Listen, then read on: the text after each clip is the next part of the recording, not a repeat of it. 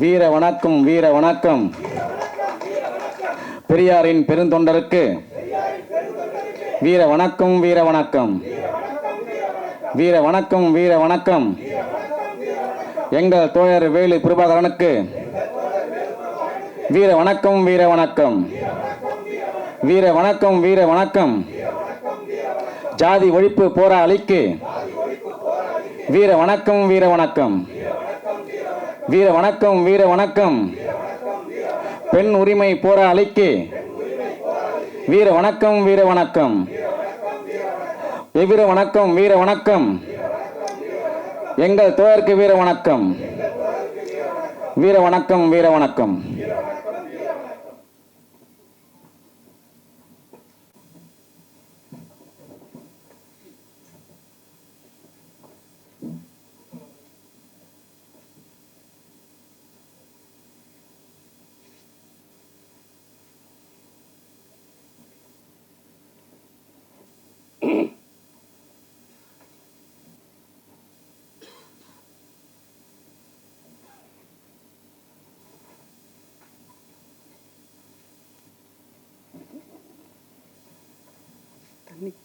தண்ணி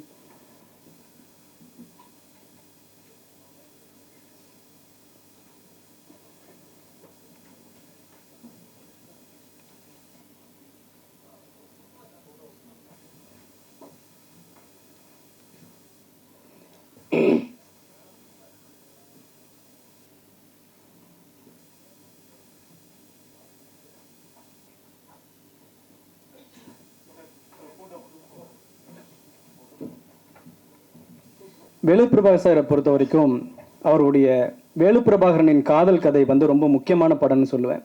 ஏன்னா எல்லாரும் பேசிக்கிட்டு இருக்கிற டாப்பிக்கை தாண்டி புதிதாக வந்து இங்கே இருக்கிற பாலியல் பிரச்சனைகள் இதையெல்லாம் மையப்படுத்தி எடுக்கப்பட்ட படம். வெளியில் வந்து வேறு மாதிரியான விமர்சனம் உருவானாலும் அந்த பாலியல் சிக்கல்களை பேசின படம் அது ரொம்ப முக்கியமான படம்.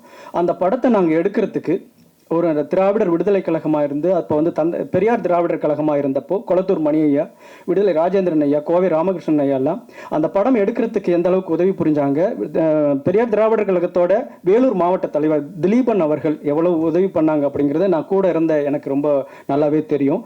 அப்படி ரொம்ப மதிக்கக்கூடிய முக்கியமான நபர்கள் ஒருவர் கோவை ராமகிருஷ்ணன் ஐயா அவர்கள்.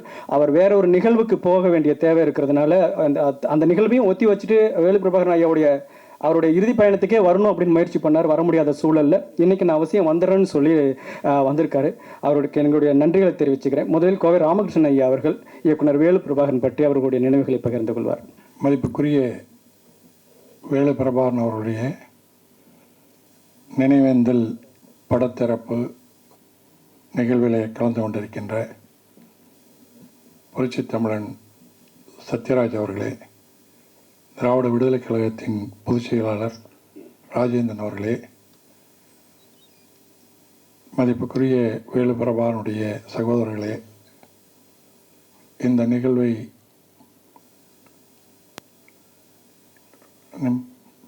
எல்லோரும் போற்றுகின்ற வகையில் ஏற்பாடு செய்து நடத்தி கொண்டிருக்கின்ற இயக்குனர் ராஜ்குமார் உள்ளிட்ட தோழர்களே அனைவருக்கும் முதற்கண் நன்றி வணக்கத்தையும் தெரிவித்துக் கொள்கிறேன். வேலு பிரபாகரன் புரட்சிக்காரன் என்று ஒரு படத்தை எடுத்திருந்தாலும் திரைத்துறையிலே உண்மையிலேயே அவர் புரட்சிக்காரன் தான். திராவிட இயக்கம் அண்ணா அவர்கள், கலைஞர் அவர்கள், KR ராமசாமி, கலைவாணர் இவர்களெல்லாம் பயணித்த காலம் உண்டு. அப்போது இந்த கலைத்துறையில் சுயமரியாதை இயக்கத்தின் பொது உடைமை இயக்கங்களின் தாக்கம் வந்தது.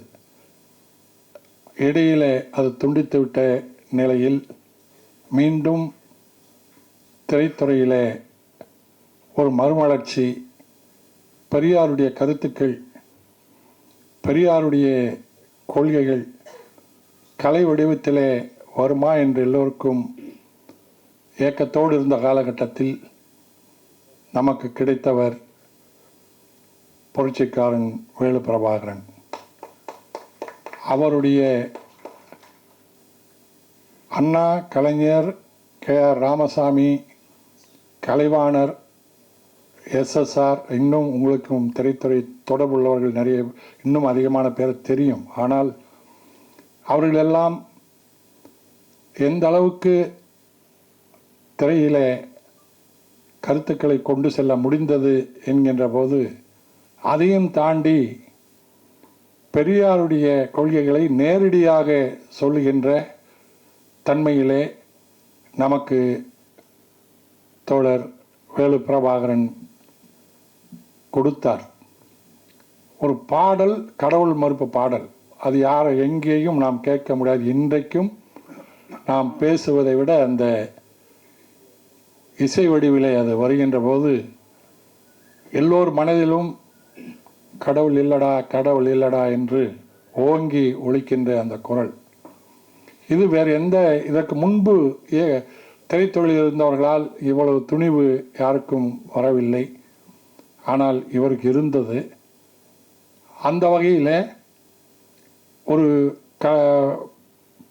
தான் நேசித்த கொள்கைகளை சமரசமின்றி நேரடியாக இங்கே ராஜகுமார் அவர்கள் சொன்னது போல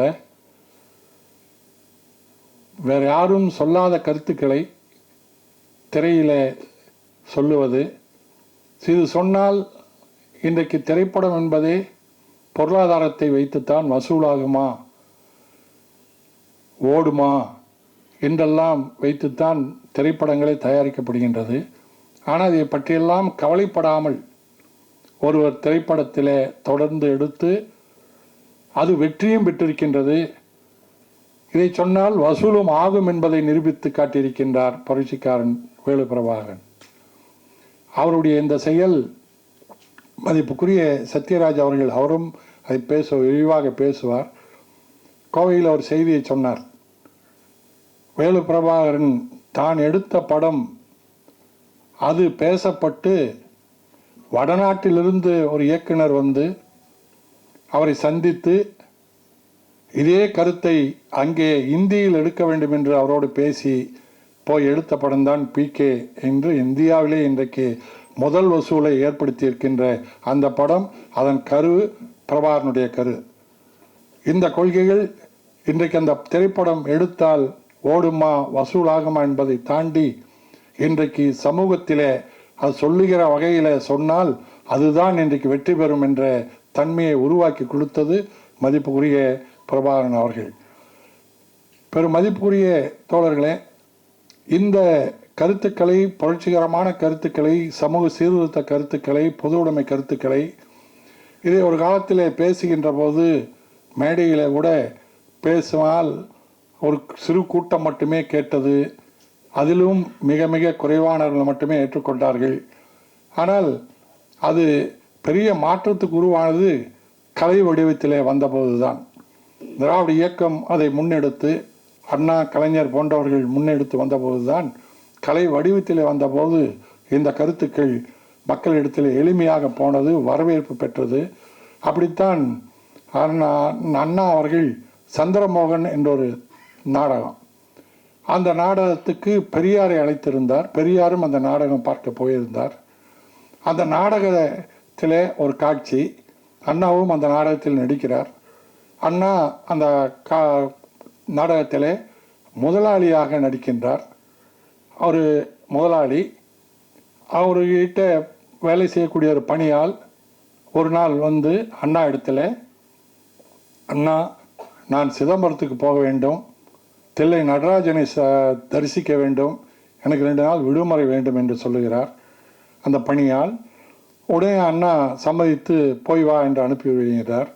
2 நாள் அந்த சிதம்பரம் நடராஜரை பார்த்து விட்டு வந்து 2 நாள் கழித்து அந்த பணியால் வருகின்றார். வருகின்ற போது அண்ணா வீட்டின் முற்றத்தில் ஒரு சாய்வு நாற்காலியில் உட்கார்ந்து ஒரு பத்திரிகை, காலை நேரத்தில் பத்திரிகை படித்து கொண்டிருக்கிறார். அவர் முதலாளி படித்து கொண்டிருக்கிறார். அந்த பணியால் வந்தவர் வணக்கம் சொல்லிட்டு போகிறார். வாப்பா, போயிட்டு வந்துட்டியா அப்படின்ட்டு வர சொல்கிறார். உடனே பக்கத்தில் அவர் போனவர் அந்த பணியால் சும்மா போகாமல் பக்கத்தில் நின்று அண்ணா கிட்ட சொல்கிறார், அண்ணா, நீங்கள் தான் சாமி இல்லை சாமி இல்லைங்கிறீங்க. அவர் அந்த முதலாளி ஒரு நாத்திகராகவும் இருக்கார்.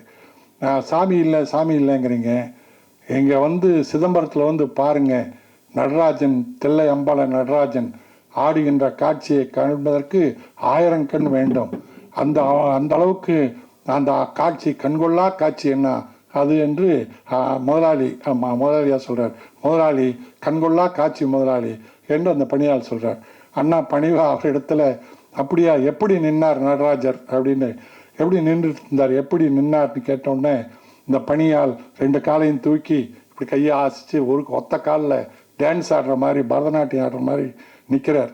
அண்ணா திரும்பி பார்க்கவே இல்லை. அப்புறம் கொஞ்சம் 2 நிமிஷம் ஆகுது, 3 நிமிஷம் ஆகுது. அண்ணா பத்திரிகை படிச்சுட்டே இருக்கார் பார்க்கில். உடனே ஒரு 5 நிமிஷம் 6 நிமிஷம் ஆன உடனே அந்த பணியால் கேட்குறார், அண்ணா பார்த்தீங்களாண்ணா அப்படிங்கிறார். இல்லை நல்லா அருமையாக இருக்கு, நில்லு அப்படிங்கிறார். அண்ணா பார்த்துட்டீங்களாண்ணா அப்படிங்கிறார். நில்லுப்பா நல்லா அருமையாக இருக்குப்பா, கண்கொள்ளா காட்சிப்பா அப்படிங்கிறார். உடனே பணியால் கோபமாக முதலாளிகிட்ட சொல்கிறாரு, அவர் கால் வலிக்குதுண்ணா அடிக்கும்போது அண்ணா சொல்கிறாரு, தில்லையில் 1000 வருஷமாக நடராஜன் ஒத்த காலில் நின்று ஆடுறாரு, கண்கொள்ளா காட்சியாக இருக்குது, உன்னால் ஒரு 5 நிமிஷம் நிற்க முடியலையா அப்படின்னு அண்ணா திருப்பி கேட்குறாரு. அப்போ பட்டுன்னு அந்த பணியாளர் சொல்கிறாரு, அது நிற்கும் நான் கல் அப்படிங்கிறான். அது வரைக்கும் கடவுள் 1000 கண் வேணும்னுலாம் சொன்ன அந்த பணியால் அது நிற்குன்னா அது கல் அப்படிங்கிறான் அப்படின்னு சொல்கிறார். இதுதான் அந்த நாடகத்தின் கருத்து, போய் சேர்ந்ததற்காக வைக்கப்பட்ட கருத்து. அதை பார்த்துக்கிட்டு இருந்த ஐயா பெரியார் நாடக முடிவில் மேடை ஏறி பேசுகின்ற போது சொல்கிறாரு, இதைத்தாண்டா நான் அப்போது 30 வருஷமாக மேடையில் பேசிகிட்டு இருக்கேன். நான் அதை கல்லுன்னு சொல்லும்போது என்னை கல்லால் அடிச்சிங்க, இங்கே கல்லுன்னு சொன்னால் காசு கொடுத்துட்டு வந்து பார்க்குறீங்க அப்படின்னு அண்ணா ஐயா அதை பாராட்டி சொல்கிறார். அதில் என்ன கருத்து என்று சொன்னால், அந்த பெரியார் செய்த அந்த பிரச்சாரம் கலை வடிவம் பெற்ற போது வேகமாக மக்களிடத்தில் பாமர மக்களுக்கும் பட்டி தொட்டி எல்லாம் பரவியது என்றுதான் அது புரிந்து கொள்ள வேண்டியது நிலையில் இருக்கின்றது. அப்படிப்பட்ட அந்த கலையை, திரைப்படத்தை இன்றைக்கு நமக்கு ஒரு பெரிய இழப்பு. திரைத்துறைக்கு மட்டுமல்ல, பெரியார் இயக்கத்துக்கு, பொதுத்திருவாளர்களுக்கு, தோழர்களுக்கு மிகப்பெரிய இழப்பு நமது தோழர் பிரபாகரன் மறைவு. இங்கே அவர் எப்படி சிறப்பான அவருடைய நெருங்கிய நண்பர் சிட்டிபாபு இங்கே தோழர் இருக்கார். அவர் சொன்னார் ஒரு செய்தியை, அங்கே மற்ற இயக்குநர்களுக்கெல்லாம் அவர் நிறைய அவரிடத்தில் கற்றுக்கொண்டிருக்கின்றார்கள் என்று அவர்களெல்லாம் சொல்லுவாங்களாம். அது சொல்லும்போது ₹1 எடுத்துக்கொண்டால் அந்த ₹1 எப்படி செலவழிப்பது என்பதை அவரிடத்தில் தான் கற்றுக்கொள்ள வேண்டும். ₹1 எவ்வளவு சிக்கனமாக எப்படி செலவழிக்க வேண்டும் என்பதை அவரிடத்தில் கற்றுக்கொள்ள வேண்டும். அப்படி பெரியாரை போலவே, அதிலே கூட பெரியாரை போல இருந்து, அது மட்டுமல்ல கடைசி காலம் வரைக்குமே அவருடைய தோற்றம், பொலிவு எல்லாமே, அந்த தாடி தோற்றம் எல்லாமே அவர் விரும்பி ஏற்றுக்கொண்டு இருந்தால். கடைசியில் கூட இப்போ அவர் மறைவதற்கு 10 நாட்களுக்கு முன்பு கூட ஒரு வலைதளத்தில் ஒரு மீம்ஸ் போடுறாரு. அந்த திவசம் தரக்கூடிய செய்தியை போட்டு அதை விமர்சித்து போடுறார். 1000 கணக்கிலே மக்கள் பார்க்கின்றார்கள். இது இப்படிப்பட்ட கடைசி வரைக்கும், மறைகின்ற வரைக்கும் அதே சிந்தனையோடு இருந்து மக்களுக்காக கலையை கொண்டு வந்த மதிப்புக்குரிய வேலு பிரபாகரனுக்கு வீர வணக்கம் செலுத்தி, அவரால் உருவாக்கப்பட்டு அவரோடு வந்த தோழர் வெங்காயம், நாங்கள்லாம் வெங்காயம் ராஜகுமார் என்று தான் நாங்கள் முதலில் அறிமுகமானோம். அவரிடத்தில் எங்களை அறிமுகமாகின்ற போது அந்த ராஜகுமார் இன்றைக்கு அவரை இடத்திலே பயிற்சி எடுத்து வந்தவர்கள். இனி அவர்களைப் போல, பிரபாகரனைப் போல வர வேண்டும் என்று சொல்லி விடைபெறுகின்றேன். நன்றி, வணக்கம். பதிவு. அடுத்து நான் வேலு பிரபாகர் சாரை நம்ம தமிழ் சினிமாவில் ஃபஸ்ட்டு வந்த சயின்ஸ் ஃபிக்ஷன் படம் என்னென்னு நம்ம கூகுளில் தேடினோம்னா வேலு பிரபாகர் சார் படம் தான் வருது. இப்போ அவர் இறந்த பிறகு புதிய தலைமுறையில் ஒரு டாக்குமெண்ட்ரி மாதிரி ஒன்று போட்டிருந்தாங்க, ஒரு 3 நிமிஷம். முதல்ல தமிழ் சினிமாவில் சீக்குவல் மூவி பண்ணது வேலு பிரபாகர் சார் அப்படிங்கிறத அடையாளப்படுத்தி போடுறாங்க. ஏன்னா இப்போ தான் இந்த சீக்குவல் மூவி ஒரு பார்ட்டு, இந்த பார்ட்டில் இருக்கிறது இதோட தொடர்ச்சி இருக்கும், இதை யூனிவர்ஸ் இந்த வகையெல்லாம் நம்ம பயன்படுத்திக்கிட்டு இருக்கோம். முதல்ல 30 வருஷத்துக்கு முன்னாடியே அவர் சீக்குவல் மூவியை ட்ரை பண்ணியிருக்காரு, சைஃபை மூவி ட்ரை பண்ணியிருக்காரு. கடவுளாக இருக்கட்டும், நாளை மனிதனாக இருக்கட்டும், அதில் இருக்கிற ஒரு கடவுள் கேரக்டர் வருமே ஒளி அது பயங்கரமான ஒரு ஃபேண்டசி படமாக இருக்கும். ஆனால் சாதாரணமாக மணிவண்ணன் சார் வருவார். அப்படி வந்து ஒவ்வொன்றையும் வந்து தன்னுடைய கற்பனைகளை வந்து கொஞ்சம் பட்ஜெட் தான் கம்மியாக இருந்திருக்குமே ஒளி அந்த கற்பனைகள் வந்து எக்கச்சக்கமாக அவருக்கு கடல் மாதிரி அந்த கற்பனைகளை அள்ளி தெளிச்சிருப்பார். அதே மாதிரி நான் ஒரு இடத்துல நான் எங்கே ஆச்சரியப்பட்டேன் அப்படின்னா, முதல்ல சினிமாவில் டோட்டலாக விர்ச்சுவல் பேக்ரவுண்ட், நம்ம கேரக்டர் மட்டும் ரியல் கேரக்டர் உள்ளே போகிறாங்க. என்னடா இது சினிமாவுக்கே புதுசாக இருக்கு, யாரா எங்கடா இருந்து வந்திருப்பார் அப்படின்னு நான் விவரம் தெரியாததுக்கு முன்னாடி ஒரு இயக்குனரை பார்த்து நான் ஆச்சரியப்பட்டேன் அப்படின்னா கதிர் சார் தான். ஏன்னா காதலர் தினமுல அந்த தாஜ்மஹாலுக்கு முன்னாடி அந்த டோட்டலாக விர்ச்சுவல் பேக்ரவுண்டு, ஆனால் 2 கேரக்டர் ரியல் கேரக்டர் இருப்பாங்க. இப்போ எங்கடா இருந்து வந்திருப்பாங்கன்னு நம்ம நினைச்சோம் இல்லைங்களா? அவர் எங்கேருந்து வந்திருக்காருன்னா நம்ம வேலுப்பிரபாகர் சார்கிட்ட இருந்து தான் வந்திருக்கார். அதனால தான் அந்த முதல்ல ட்ரை பண்ணுற விஷயமெல்லாம் அவருக்கும் கை வந்திருக்கு அப்படின்னு நான் நினைக்கிறேன். இயக்குனர் கதிர் அவர்களை நான் வேலுப்பிரபாகர் சார் பற்றி அவருடைய நினைவுகளை பகிர்ந்துக்க அன்போடு அழைக்கிறேன்.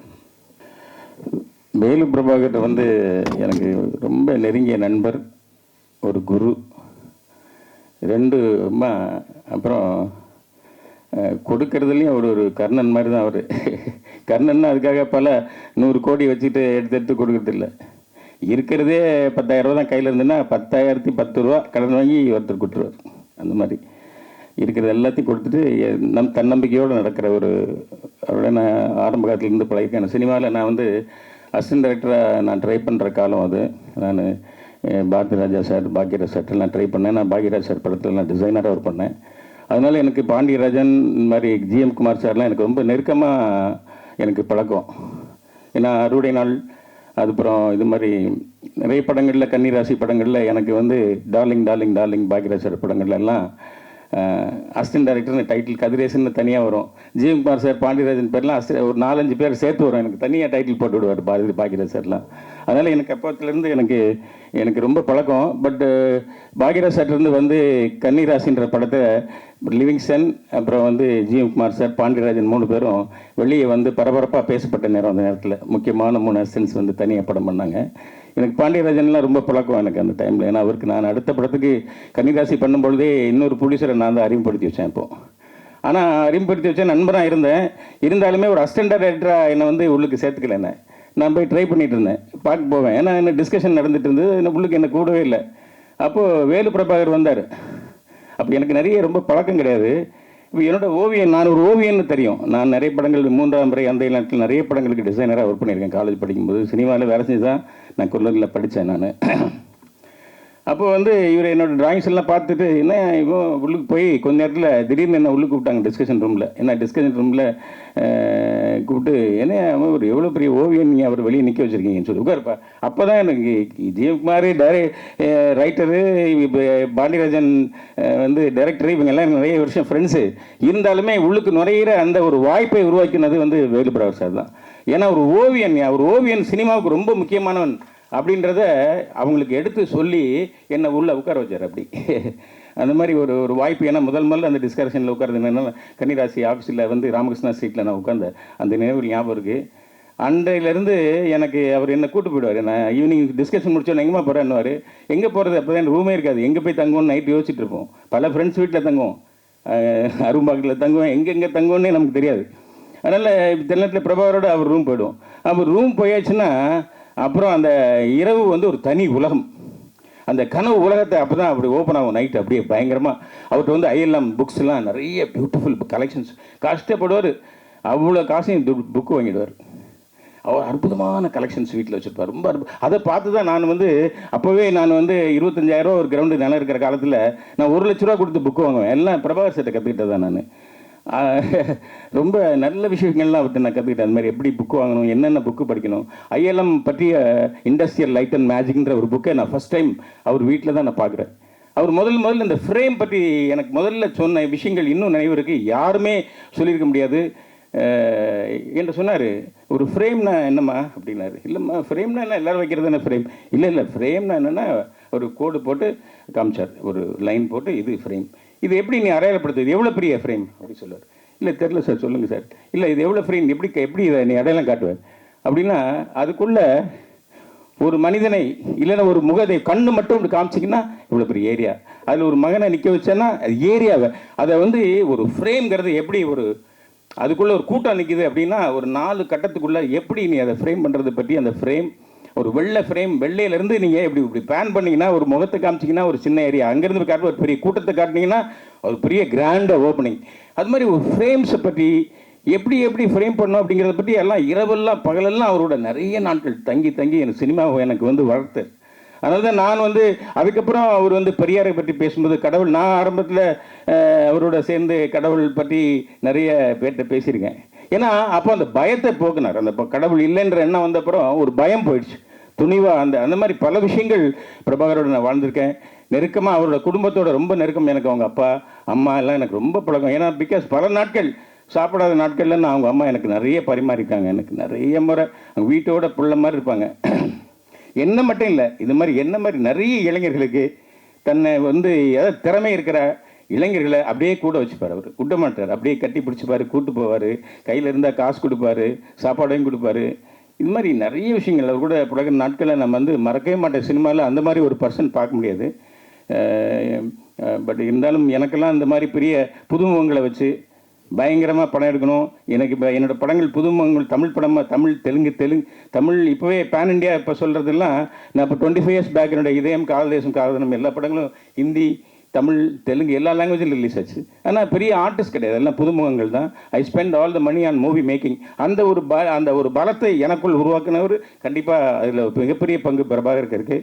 நான் மறக்க முடியாத அவர் இவ்வளோ சீக்கிரம் இறக்கிற ஆன்மா இல்லை. எனக்கு வேதாத்திரி மகரிஷி எனக்கு ஒரு குரு. அவர் சொன்னபடி எனக்கு வந்து அவர் இறக்கலை. அவருடைய ஆன்மா இருந்து கொண்டிருக்கிறது. நாம் பேசுவதையெல்லாம் கேட்டுக்கொண்டு தான் இருக்கிறார்.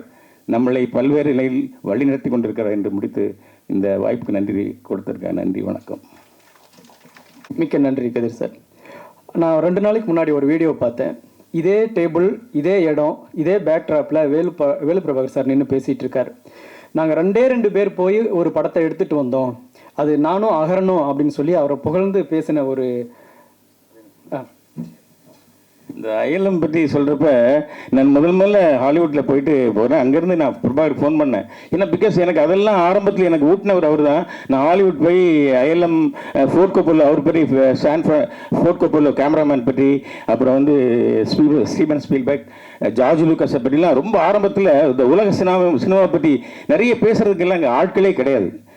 அது ரொம்ப பிரமிப்பாக இருந்தது. அப்புறம் நான் சினிமாவில் ஹாலிவுட்டில் போய் நான் முதல்ல ஃப்ரான்சிஸ்கோ பக்கத்தில் ஆஃபீஸ்க்கே போனேன். அவர் ஆஃபீஸில் அவரோட ஆஸ்கர்லாம் பார்த்தேன். ஏன்னா பிகாஸ் அந்த ஆஸ்கர் கனவுல அங்கே போய் அதெல்லாம் பார்த்துட்டு நான் பிரபாகருக்கு அங்கேருந்து ஃபோன் அடித்தேன். சார் நான் ஃபோர்ட் கொப்போலா சார் மீட் பண்ணேன், இது மாதிரி அங்கே பண்ணேன்னு சொல்லி அந்த பிரமிப்போட, ஏன்னா அந்த கனவுகளை உருவாக்கும் போது அதை அடையிறப்ப அதை யாரும் உனக்கு தூண்டாங்களோ அந்த தீபத்தை ஏற்றவங்களோட கலந்துக்கிறப்ப அந்த ஒரு மிக அற்புதமான ஒரு நினைவுகள் எனக்கு ஞாபகம் வந்தது, சொல்ல மறந்துட்டேன். அதே மாதிரி விலாங்கு மீன் ஒரு படம் நான் மறக்க முடியாத. ஜெயதேவி டைரக்டர், என்னோட டைரக்டர், அவர்கிட்ட கூட்டு போய் இந்த பையன் நல்லா வேலை செய்வான், நல்ல ஓவியன், நீங்கள் சேர்த்துக்கணும்னு சொல்லி அவர் கேமராமேன் ஒர்க் பண்ணார். Best cameraman. அவரை மாதிரி சிம்பிளாக லைட் பண்ணுறதுக்கு அவருக்கு எதுவுமே தேவையில்லை. சின்ன ஒரு தூக்குச்சி, ஒரு சின்ன ஒரு கேண்டில் லைட் இருந்தால் போதும், அதை வச்சு பியூட்டிஃபுல்லாக ஃபோட்டோகிராஃப். ஏன்னா பிகாஸ் நான் ஓவியங்கிறதுனால தெரியும். ஒரு சின்ன ஃபோட்டோ பல்ப் வச்சு வெறும் 4 கேண்டில் லைட் வச்சு ஒரு பியூட்டிஃபுல் செட்டை அப்படியே லைட் பண்ணுவோம். ரொம்ப அற்புதமாக இருக்கும். யதார்த்தம் சினிமாவில் யதார்த்தத்தை வந்து ஃபோட்டோகிராஃபியில் கொண்டு வந்தவர்னா வேலு பிரபாகர். அவர் மறக்க முடியாத ஒரு சினிமா நம்மளிடம் இருந்துகிட்டு இருக்கிறது, வழி நடத்தி கொண்டிருக்கிறது. நன்றி வேலு பிரபாகர் சாருக்கு, நன்றி. ரொம்ப முக்கியமான தகவல் சொன்னீங்க. அடுத்து அவர் ரொம்ப பாராட்டிய இயக்குனர் அகரன் அவர்கள் ஒரு சில வார்த்தைகள் அவரை பற்றி. அனைவருக்கும் வணக்கம். வேலு பிரபாகர் ஐயாவை பற்றி சொன்னோன்னா நான் ரொம்ப கண்ணீர் தான் எனக்கு வரும். ஏன்னா அவரோட நெருங்கி ரொம்ப ட்ராவல் பண்ணவன் நான் தான். இல்லை, நானும் ஒருத்தன். அதில் புரட்சிக்காரன் படத்தில் லிபர்ட்டி கிரியேஷனுங்கிற பேரில் பெரியார் திடலில் அதாவது ஆரம்பித்து கடைசி தேட்டர், அதாவது வந்து அது திருநெல்வேலி ஏரியாவில் போய் டிசிஆர் மாதிரி டிக்கெட்டுக்கு வச்சு அப்படி ஒரு அனுபவத்தை கொடுத்த ஒரு திரைப்படம் தான் புரட்சிக்காரன். சத்யராஜ் ஐயா வந்து 5 நாள் தான் டேட் கொடுத்தாரு. எந்த ஒரு பைசாவும் அதில் வாங்கலை. வந்து வேகமாக அவரும் பெரிய உழைப்பு அதில் கொடுத்தாரு. அவரோட அந்த படம் வந்து ஃபஸ்ட்டு அந்த மேகசின் ரெடி பண்ணுவாங்க, அப்போலாம் ஃபிலிம் ஃபார்மேட். அது ரெடி பண்ணும்போது அது தொடரும்போது என்ன அப்பயே கண்ணீர் வடிச்சிட்டேன். ஏன்னா அவ்வளோ உழைப்பு மற்றவங்களுக்கு தெரிஞ்சோ தெரியாமலும் என்கிட்ட இருந்தது. ஏன்னா ஒரு எடிட்டராக ஒரு சம்டைம்ஸ் அந்த கேமராமேன் கூட வந்திருக்காரு. அவரை கூப்பிட்டுட்டு உதயசங்கர் அவர் கூப்பிட்டு போயிட்டு எடு அகரன் அப்படிம்பாரு. நிறைய ஷார்ட்ஸ் நான் போய் எடுப்பேன். அப்படிலாம் நிறைய எடுத்திருக்கேன். அப்படி எனக்கு ஒரு சினிமாவை எளிமைப்படுத்தி இப்படி யார் வேணாலும் ஒரு சினிமாவை கையாளலாம் அது அப்படிங்கிற ஒரு சிம்பிளிசைஸ் பண்ணி கொடுத்தவர் வேலு பிரபாகரன். அதில் எந்த ஒரு மாற்று கருத்தும் இல்லை. அதே போல் வந்து அதுக்கு பிறகு கடைசியாக வந்து நாவலருடைய பெரியார் திடலில் அந்த மீட்டிங் நடந்துச்சு. ரொம்ப அது ஒரு மறக்க முடியாத அந்த ஒரு சினிமா வந்து என்னுடைய வாழ்க்கையில் ரொம்ப மறக்க முடியாத ஒரு சினிமா. அதே போல் சிறிது காலம் வெளியே போயிட்டு ஜெயதேவி மேடத்திட்ட பவர் ஆஃப் உமன் ஒர்க் பண்ணேன். அதுக்கு பிறகு நான் வெளியே வந்துட்டு கேமரா ரன் முடிச்சுட்டு அப்புறம் ஒரு சின்ன கேப் பிறகு அவரை சந்திக்கும் போது இந்த பெரியார்களை பற்றி அந்த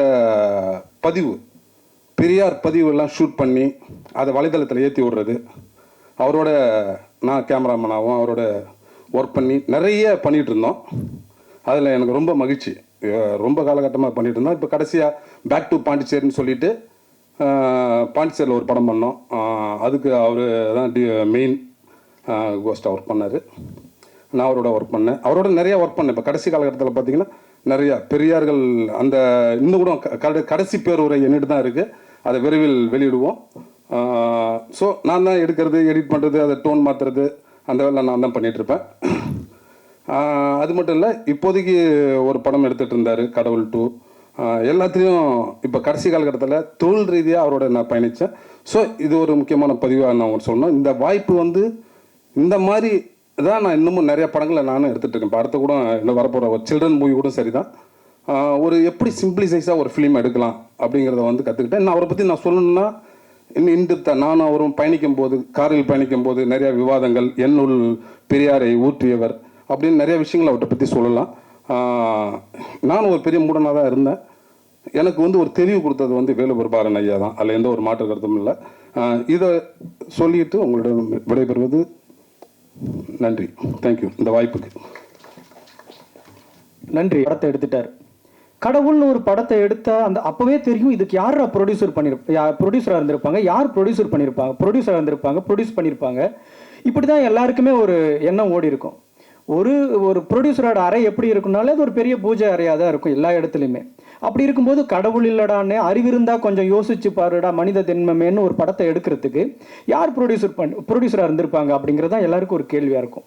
சரி, இவர் அடுத்த படம் பண்ணுறாரு அப்படின்னா அதுக்கு மேலே இவர் என்ன கருத்தை சொல்ல முடியும்? கடவுளே எல்லாத்தையும் சொல்லிட்டாரு, அதுக்கு மேலே இன்னும் கொஞ்சம் வீரியமாக ஒரு கருத்தை சொல்லணும்னா அதுக்கு எங்கேருந்து ப்ரொடியூசர் கிடைக்கும் அப்படின்னு தான் எல்லாரும் யோசிச்சிருப்பாங்க. அப்போ வந்து நின்றவர்கள் தான் திராவிடர் கழகம். ஏன்னா அவர் திராவிடர் கழகத்துக்கும் அவருக்கும் நீண்ட தொடர்பு உண்டு, நெருக்கமாக இருந்தவர்னு அவர் மறைவுக்கு ஆசிரியர் வீரமணி ஐயா அவர்கள் வந்து இரங்கல் தெரிவிச்சிருந்தாங்க. அப்படி வந்து இந்த புரட்சிக்காரன், அதாவது அவர் ஒரு சிம்மாசனம் கடவுள் படம்னா அவரோட மணிமுடி புரட்சிக்காரன் அப்படின்னு சொல்லலாம். வேலு பிரபாகரனாலே கடவுள் புரட்சிக்காரனுங்கிறத அவரோட அடையாளமாக இருந்தது. அப்படி ஒரு மாபெரும் புரட்சிகரமான படத்தை எடுத்த திராவிடர் கழகத்தின் சார்பாக திராவிடர் கழகத்தின் பொருளாளர் வி குமரேசன் தோழர் அவர்கள் வந்திருக்கார். அவர் வந்து ஐயாவை பற்றின சில நினைவுகளை பகிர்ந்துக்குவார். திரைப்படத்துறையில் அதுவும் வந்து ஒரு இயக்குனர் பணியில் வந்து ஒரு முற்போக்கு கருத்தை சொல்ல வருவது என்பது ஒரு பெரிய விஷயம். பொதுவாக முற்போக்கு கருத்துக்கள் அது ஏன்னா இங்கே வந்து உங்களுக்கு சொல்ல தேவையில்லை, அது வணிக ரீதியில் பெரும்பாலானவர்கள் செயல்படக்கூடிய ஒரு தளம். அந்த முற்போக்கு கருத்துக்களையும் தந்தை பெரியார் அவர்களுடைய கருத்துக்களை சொல்லக்கூடிய ஒரு துணிச்சல் என்பது வெகு சிலரிடம்தான் இருக்கும். பெரியாருடைய கொள்கையை பொறுத்தளவிலே பல்வேறு தளங்களில் அவர் செயல்பட்டவர். சமுதாயத்தை மேம்படுத்த வேண்டும் என்று எங்கெல்லாம் மனிதன் அடிமைப்பட்டு கிடக்கின்றானோ அங்கையெல்லாம் அவனை விடுதலை பெறச் செய்ய வேண்டும் என்று பாடுபட்டவர். அவருடைய செயல்பாட்டு தளமான சமூக நீதியை பற்றி திரைப்படத்திலே சொல்லிவிடலாம், பெண்ணுரிமையை பற்றி சொல்லிவிடலாம், மூடநம்பிக்கை ஒழிப்பை பற்றி சொல்லிவிடலாம். ஆனால் கடவுள் மறுப்பு என்பது அவ்வளவு எளிதில் சொல்ல முடியாத ஒரு கருத்து. ஏன்னா ஐயா அவர்களே வந்துட்டு கடவுள் மறுப்பை எடுத்த உடனே ஆரம்பிக்கல. அவர் மற்றதெல்லாம் பேசிட்டு கடைசியில் இதில் கை வைக்கணும் அப்படின்னு சொல்லிட்டு அந்த கடவுள் இல்லை அப்படின்ற ஒரு பிரச்சாரத்தவே வந்துட்டு தந்தை பெரியார் அவர்கள் கையில் எடுக்கிறார். பொதுவாக திரைப்படத்துறையில் எந்த ஒரு கருத்துக்களையும் ஒரு சஜஸ்டிவாகத்தை நேரடியாக சொல்லாமல் அப்படித்தான் வந்துட்டு சொல்லக்கூடிய வழக்கம். அதில் நேரடியாக நெத்தியில் அடித்தது மாதிரி கடவுள் மறுப்பை அந்த கொள்கையை சொல்லக்கூடிய ஒரு துணிச்சலுடன் அந்த பணியில் திரைப்படத்துறையில் செயலாற்றியவர் வேலு பிரபாகரன் அவர்கள்.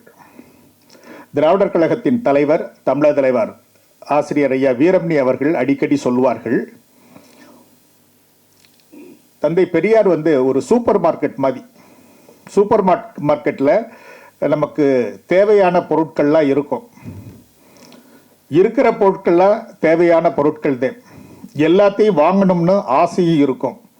ஆசை இருக்கிறதுக்காக எல்லாத்தையும் வாங்க முடியாது.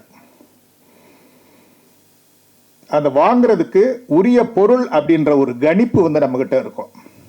அப்படிப்பட்ட ஒரு கொள்கை தான் கடவுள் மறுப்பு கொள்கை. இதை எனக்கு தெரிஞ்சு வேலு பிரபாகரன் அவர்களை விட துணிச்சலாக திரைத்துறையில் சொன்னவர்கள் யாரும் இல்லை என்று தான் கூற வேண்டும். 2 படம். ஏன்னா திரைப்படத்துறையில் தொடர்புடைய அவங்களாம் நிறைய அவங்க அனுபவங்களை சொன்னாங்க. 2 படம். கடவுள், புரட்சிக்காரன். கடவுள் அப்படின்றது டைட்டில் வச்சுக்கிட்டு கடவுள் இல்லைன்னு சொல்லக்கூடிய செய்தியை பரப்பினவர் அவர். சொல்ல வேண்டிய மெசேஜ் கடவுள் இல்லை, ஆனால் படத்துக்கு டைட்டில் கடவுள். அதுக்கு மேலே என்னன்னா கடவுளே ஒரு கேரக்டராக வருவார். அது ஒரு பெரிய அந்த திரைப்பட மொழியில் அது ஒரு பெரிய ஒரு புரட்சி. அது எளிமையாக மனிதராக வருவார். எல்லாத்தையுமே உங்களுக்கு சொல்ல தேவையில்லை. ஒரு நடிகர் இயக்குனர் மணிவண்ணன் அவர்கள் தான் அந்த கடவுள் அந்த கேரக்டரில் நடிச்சிருப்பார். சாதாரண எளிமையான மனிதன் அப்படின்றதுல அவர் இந்த உலகத்தில் அவர் நண்பரோட உலகத்தில் என்ன நடக்குது அப்படின்றத ஒரு பார்க்கக்கூடிய நிலைமையில இருப்பார். அவர் இருக்கிறதா இப்போ பெரிய விந்தையாக இருக்கும். அதை ரொம்ப அவருக்குடைய நகைச்சுவையினரோட நக்கல் அடித்து பேசுவார். ஸோ இப்படியெல்லாம் என்னை பற்றி நினைக்கிறாங்களா அப்படின்றது மாதிரி ஆரம்பித்து சமூக அவலங்கள், சமூக அநியாயங்கள் இதெல்லாம் கடவுளின் பெயரால் நடக்கும்போது ஆச்சரியப்படுறது மாதிரி இருக்கும். என் பேரை வச்சுக்கிட்டு இதெல்லாம் பண்ணுறாங்களா அப்படின்ட்டு. அந்த படத்தின் உச்சகட்டமாக என்ன அப்படின்றது எல்லாத்துக்கும் தெரிந்ததை நான் நினைவூட்டுறேன். இந்த அநியாயம் என் பேரை சொல்லி நடக்குதா அப்படின்னு செயல்பட துவங்கும் போது உடன் இருக்க நண்பரால் கடவுளை கொலை செய்யப்படுகிறார்.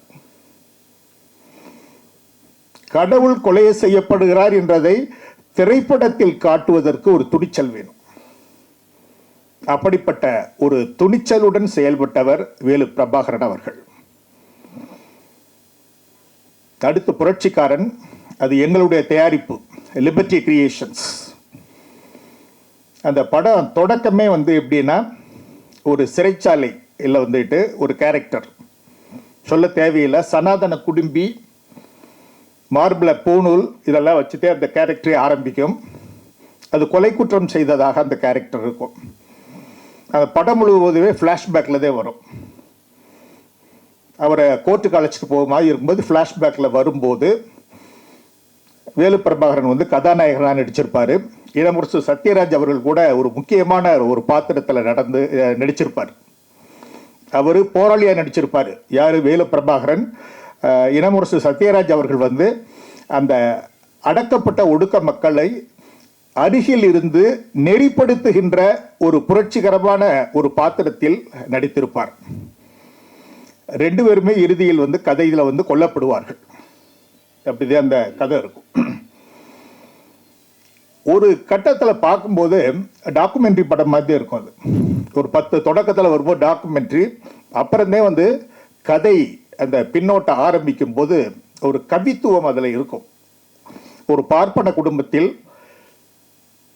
பெற்றோர்கள், அதாவது பார்ப்பனர்களாக சனாதன குடும்பம், அது பெற்றோர்கள், அதுக்கு 2 ஆண் பிள்ளைகள், அண்ணன் தம்பி, ஒரு விதவை தங்கை அப்படின்ற மாதிரி அந்த கேரக்டர் ஆரம்பிக்கும். ஏன்னா இந்த மண்ணில் கடவுள் மறுப்பு என்பது பெரும்பாலும் பார்ப்பனிய எதிர்ப்பாகத்தான் இருக்கும். நமது நாட்டை பொறுத்தளவில்லை புரட்சிக்காரன் என்று சொல்லி கடவுள் மறுப்பை சொல்ல அந்த பார்ப்பன குடும்பத்தையே அந்த கதையம்சத்தில் கொண்டு வந்து அந்த கதாநாயகனாக வேலு பிரபாகரன் நடித்த அந்த கதாநாயகன் அந்த பார்ப்பன குலத்தில் பிறந்த பிறகாத்தான் ராமானுஜம் என்ற நிலையிலிருந்து தமிழ்மணி என்ற போராளியாக மாறுகின்ற வகையில் அந்த கதை இருக்கும். ரொம்ப ரொம்ப அருமையான படம். எங்க தயாரிப்புன்றதுக்காக சொல்ல வரல, ஏன்னா அது மாதிரி அந்த பிரச்சாரத்தை நாங்கள் மேடையில் நடத்தியிருக்கோம், மாநாடு ஓட்டு சொல்லியிருக்கிறோம். ஆனால் திரைப்படத்தில் வந்துட்டு முதல் முறையாக சொன்னது வேலு பிரபாகரன் அவருடைய இயக்கத்தில் தான். அதில் உரையாடல்னு வரும்போது அப்படியே ரொம்ப ஒவ்வொன்றும் நெத்தியில் அடித்தது மாதிரி இருக்கும். இனமுரசு சத்யராஜ் அவர்கள் அந்த இடத்துல ஒன்று சொல்லுவார். அந்த ஒடுக்கப்பட்ட மக்களை பார்த்து கொஞ்சம் அவங்க அப்படியே மனம் பேதலிக்கக்கூடிய இடத்துல, என்ன இத்தனை நாள் வரைக்கும் நீங்கள் அடிமைகளாக இருந்தீங்க, இப்போ அந்த ஆதிக்கவாதிகளுக்கு அடியாட்களாக மாற விரும்புகிறீர்களா என்று கேட்பது மாதிரி ஒரு டயலாக் வரும். அடியாட்கள்னா தயவு செய்து வன்முறை சார்ந்தது மட்டும் அப்படின்னு நினைச்சிடாதீங்க. அந்த ஆதிக்கவாதிகளின் கொள்கையை ஏற்றுக்கொள்வர்கள் கூட அடியாட்கள் தான். அதே மாதிரி ஒரு மனிதனுக்குரிய அடையாளம் என்று சொல்லி வரும் பொழுது எத்தனையோ அடையாளங்களை சொல்லிவிட்டு அவர் சத்யராஜ் அவர்களுடைய டயலாக் அது கருப்பு அப்படின்னு வரும். கருப்பு என்பதற்கு என்ன விளக்கம்னா பொறுப்பு, சமூக பொறுப்பு என்று ரொம்ப ஒரு பெரிய ஒரு கருத்தை திரைப்படத்தில் ஒரே ஒரு அந்த உரையாடலில் உரிய பாத்திர படைப்பின் மூலம் உரிய நடிகரின் மூலம் சொல்லக்கூடிய அந்த நுட்பமானது வேலு பிரபாகரன் அவர்கள் செஞ்சிருப்பாங்க. அப்படியே நிறைய சொல்லிக்கொண்டே போகலாம். அந்த படம் இறுதியில் எப்படி அப்படின்னா, அண்ணனே தம்பியை போராளியான தம்பியை சுட்டுக் கொள்றது மாதிரி வரும். சுட்டு கொல்லும்போது கடைசியில், ஏன்னா அந்த கடவுள் மறுப்பு அப்படின்றத தெளிவாக எப்போ வரும்னா, இனமுரசு சத்யராஜ் அவர்கள் கையில் ஒரு பேட்ச், ஒரு பித்தளை பேட்ச் ஒன்று வச்சிருப்பார், கட்டியிருப்பார். கடவுளை மற மனிதனை நினை என்று சொல்லி அந்த பெரியார் படம் போட்டிருக்கும். கடவுள் இல்லை அப்படின்றது மாதிரி அந்த இதில் அதிகமாக டயலாக் வராது, அதுவே அடையாளம். அந்த கதாநாயகன் சுட்டு கொல்லப்பட்டு உயிர் போகக்கூடிய தருணத்தில் கடைசியாக சொல்லக்கூடிய வார்த்தை என்னவென்றால், கடவுளை மற மனிதனை நினை அப்படின்னு முடியும். அதே மாதிரி சுட்டு கொன்ற அண்ணன் தண்டனையை நீதிபதி அறிவித்த அந்த சமயத்திலே கடைசியாக சொல்லக்கூடிய ஒரே ஒரு இது என்னன்னா, தன்னுடைய விளக்கத்தை அழித்து விட்டு ஹே ராம். இந்த கொலை சம்பவத்தை சொல்லும் பொழுதே உங்களுக்கு ஒரு பிரபல்யமான கொலை, மகாத்மா காந்தி சுட்டுக் கொல்லப்பட்ட அந்த வழக்கு எல்லாம் உங்களுக்கு நினைவு வரும். அப்படிப்பட்ட ஒரு மாறுபட்ட இன்றைக்கும் ஒரு சரித்திர சாதனையாக அந்த புரட்சிக்காரன் படத்தை இயக்கியவர் வேலு பிரபாகரன் அவர்கள். பாசம் ஒரு வேஷம் என்ற திரைப்படத்தில் ஒரு பெரியார் தொண்டராக, பெரியார் கருத்தியலாளராக அறிமுகமானார். திரைப்படத்துறையிலே மற்ற கேரக்டராக இருந்தாலும் கூட ஒரு பாப்புலராக வெகு மக்களுக்கு தெரிகின்ற வகையிலே பெரியார் தொண்டராக, தொண்டர்னு சொல்லும்போது அந்த தோற்ற பொழிவே பெரியார் மாதிரியே இருக்கும். நடித்தவர் வேலு பிரபாகரன். அதற்கு பின்பாக கடவுள் என்ற படம், அந்த கடவுள் படம் என்ற படம் வெற்றி விழா பெரியாரில் தான் நடந்தது. அவருக்கு பாராட்டு விழா நடத்தி ஒரு பணமுடிப்பும் திராவிடர் கழகத்தின் சார்பாக அளிக்கப்பட்டது. அப்புறம் எங்களுக்கு ரொம்ப அணுக்கமாகி புரட்சிக்காரன் படத்தை தயாரித்து அந்த இயக்குகின்ற பணியினை அவரிடம் அளித்தோம். அந்த காலகட்டத்தில் சில காலம் அவர் பெரியார் திடலில்தான் வாழ்ந்தார் என்ற செய்தியை இந்த நேரத்தில் சொல்லிக் கொள்வதில் நாங்கள் பெருமை அடைகிறோம்.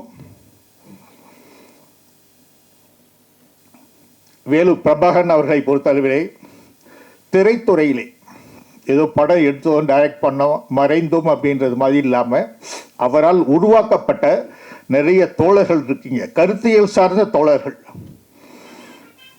அவர் அந்த லெகசி அப்படின்னு ஒன்றை கிரியேட் பண்ணியிருக்காரு. அந்த திரைப்பட கொள்கை மரபை உருவாக்கி விட்டு சென்றுள்ளார்.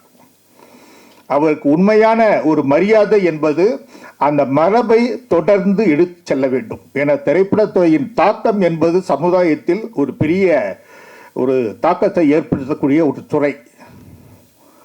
அந்த வகையிலே அவருடைய தோழர்களாகிய திரைப்படத்துறையை சார்ந்த உங்களுக்கெல்லாம் மாபெரும் பொறுப்பு இருக்கிறது என்பதை இந்த நேரத்தில் சுட்டிக்காட்டி, அவர் மறைந்த பொழுது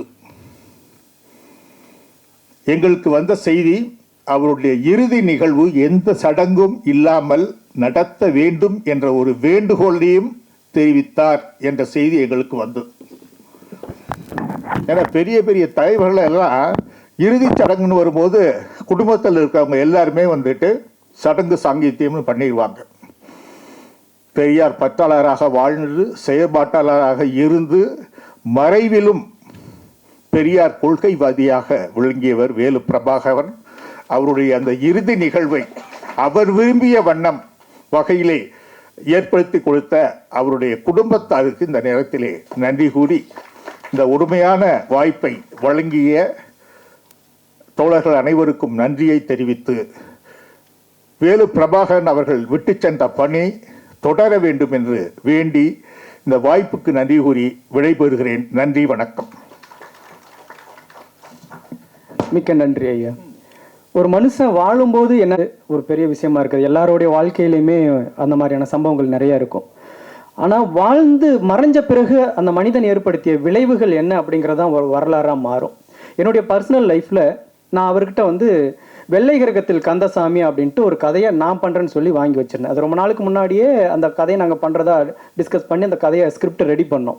அப்போ அந்த கதையை எனக்கு கொடுத்துருங்கன்னு சொல்லி கொஞ்ச நாளுக்கு முன்னாடி அந்த கதையை நான் வாங்கி வச்சுட்டேன். இவர் சும்மா நல்லாவே இருந்தார். அடுத்த நாள் அவருக்கு உடம்பு சரியில்லை, ஹாஸ்பிட்டல் போனார். வந்துடுவார் நினச்சிக்கிட்டே இருக்கோம். பார்த்தா ஒரு நாள் இறந்து போயிட்டார். நான் கடைசி நாள் போகிறேன், அவரால் பேச முடியல, இறந்து போயிட்டார். எல்லாம் பண்ணுறோம். 2 நாள் அங்கே இருக்கேன். அடுத்த நாள் ஞாயிற்றுக்கிழமை ஞாயிற்றுக்கிழமை இதே நேரம் அவரை கொண்டு போய் அடக்கம் பண்ணிட்டு வந்துட்டு எனக்கு ஒரு யோசனை. நாம் ஒரு கதையை வாங்கி வச்சோம், அது அவருக்கு தான் தெரியும். அடுத்து நம்ம இந்த கதையை பண்ணும் பொழுது என்ன சிக்கல் வரும், குடும்பத்தில் இருக்கிறவங்களோ சார்ந்தவங்களோ என்ன சிக்கல் வரும் அப்படின்ட்டு என் மனசுக்குள்ளே ஓடிக்கிட்டே இருக்குது. அது முடித்த பிறகு ஒரு மனிதன், ஒரு புரட்சிக்காரன் என்னெல்லாம் பண்ணுவான்னு நான் உண்மையிலே மெய்சிலிருக்க வச்ச ஒரு நிகழ்வு. ராஜா சாரை கூப்பிட்டு அவர் உயிர் போகிறதுக்கு முதல் நாள் இந்த கதையை ராஜ்குமாருக்கு நான் கொடுத்துட்டேன், அவன் படம் பண்ணும்போது எந்த தொந்தரவும் பண்ணக்கூடாது அப்படிங்கிறதுக்காக இந்த கதையை கொடுத்துட்டேங்கிற விஷயத்த சொல்லிட்டு போயிருக்கார். ஒரு மனுஷன் தன்னுடைய இறுதி நாள் அப்படின்னு நினைக்கும் போது என்னெல்லாம் நினைக்கலாம், ஏதோ கவலைப்படலாம், ஏதோ விஷயத்தை நினச்சி அவர் கவலைப்பட்டுட்டு இருக்கலாம். ஆனால் நம்மளால் ஒருத்தன் பின்னால் பாதிக்கப்பட்டக்கூடாது, நம்மளை நம்பி ஒருத்தன் ஒரு கதையை வாங்கி வச்சானே, அந்த கதையை பண்ணனா நாம் சொல்ல வந்த கருத்து மக்களுக்கு போய் சேரும் அப்படின்னு நினச்சிருக்காரு. அப்படின்னா அவரோட இறுதி மூச்சு வரைக்கும் அந்த பகுத்தறிவு பிரச்சாரத்தை தான் அவர் நினச்சிக்கிட்டு இருந்தார் அப்படிங்கிறது ஒரு உதாரணம். அதே மாதிரி வெட்டுண்ட பெருமாள் அப்படின்னு ஒரு கதையை ப்ளூ சட்டை மாறன் அவர்களுக்கு கொடுத்தார். எனக்கு தெரிஞ்சு நான் கடைசி காலத்தில் அவர் 2 பேரை ரொம்ப நல்லவன்டா அப்படின்னு சொல்லி என்கிட்ட ஃபோனில் பேசினது 2 பேரை. ஒன்று சதீஷ் சார், ஸ்ரீதேவி சதீஷ் அவர்களை. அவர் கொள்கை ரீதியாக வேறு தளத்தில் இருந்தாலும் அவர் ரொம்ப நல்லவன் சொல்லிக்கிட்டே இருப்பார். அதே மாதிரி இன்னொருத்தர் சொன்னார்னா ப்ளூ சட்டை மாறன் அவர்கள். அவன் ரொம்ப நேர்மையானவன், நல்லவன் அப்படின்னு. நான் டெடிகேட்டிவானவன், நான் ஹார்ட் ஒர்க்கர், நான் புத்திசாலின்னு பேர் வாங்கிட முடியும். ஒரு சம்பவம் போதும். ஆனால் ஒருத்தர்கிட்ட நல்லவன் பேர் வாங்கணும்னா லைஃப் லாங் அவன் நல்லவனாகவே இருந்திருந்தா மட்டும்தான், ஒரு பெரிய ப்ராசஸிங் நடந்திருந்தால் மட்டும்தான் ஒருத்தனை நல்லவன் சொல்லுவாங்க. அப்படி ஒரு நல்லவன் அவரால் அடையாளப்படுத்தப்பட்ட ப்ளூ சட்டை மாறன் அவர்கள் அவரை பற்றி பேசுவார். எல்லாருக்கும் வணக்கம்.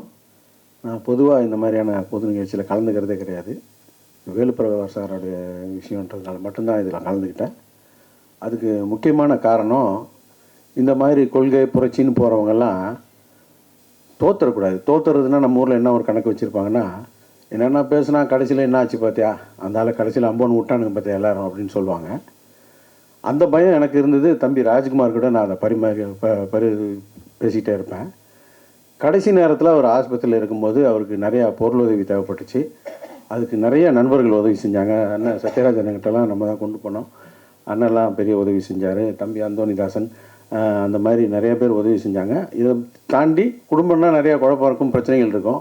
ஆனால் அவங்க குடும்பத்தில் இருக்க எல்லாருமே அவரை நல்லாவே கவனிச்சுக்கிட்டு பெரிய செலவு பண்ணி அவரை காப்பாற்ற முயற்சி பண்ணாங்க. ஆனால் அது முடியாமல் போயிடுச்சு.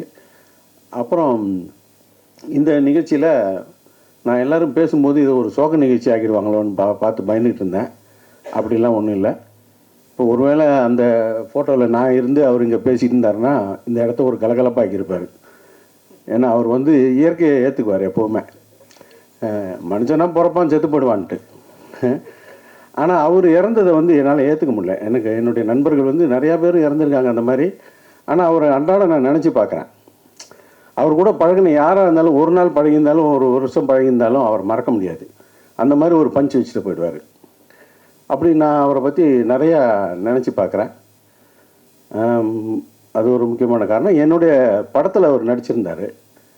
இதே மேடையில் அவர் என்னுடைய படத்துடைய ப்ரமோஷனுக்காக பேசியிருக்காரு. அதெல்லாம் பார்த்தீங்கன்னா அவ்வளோ ஜாலியாக இருக்கும். நீங்கள் வீடியோவில் பார்த்தீங்கன்னா இப்போ கூட யூடியூப்பில் இருக்கும். அதெல்லாம் அவரை பார்க்கும்போதெல்லாம் எனக்கு ஒரு பெரிய ஆச்சரியம். இப்போ நம்ம வீட்டில் ஏதாவது ஒரு சின்ன தப்பு பண்ணும்போது, ஒரு சாமி கும்பிடும்போது அதெல்லாம் நம்ம கிண்டல் கேலி பண்ணும்போது அவங்க எதிர்த்து பேசுவாங்க, சண்டையெல்லாம் வந்துடும் சமயத்தில். அவர் பார்க்குறவங்கட்டலாம் இதை பேசிக்கிட்டு இருக்காரு, அவர் எவ்வளோ பிரச்சனையை சந்திப்பார் அப்படின்ட்டு நான் அவரே கேட்டிருக்கேன். நான் முதல்ல சந்திக்கும் போதெல்லாம் அதை கேட்குறேன். சார் எப்படி சார் இதை சமாளிக்கிறீங்க அப்படின்னு நான் கேட்குறேன். அவர் ஒரு வாட்டி சொல்கிறாரு, அதை ஏன் கேட்குறீங்க, இந்த இவனுங்க இப்படி தான் இருக்கிறானுங்க அப்படின்ட்டு கொஞ்சம் கொஞ்சமாக ஆரம்பிச்சுட்டு சாங்கியம் பண்ணுறானுங்க, சம்பிரதாயம் பண்ணுறானுங்க, சாமி கும்பிட்றானுங்க, எனக்கு ஒரே பெரிய பிரச்சனையாக இருக்குதுன்ட்டு அவர் பேச ஆரம்பிச்சிருவார். ஒரு பெரிய அறிஞர்கள்லாம் இருக்கக்கூடிய ஒரு இடத்துல உட்காந்து பேசுகிறேன், அவனுங்க என்னை மடக்கி கேள்வி கேட்குறானுங்க.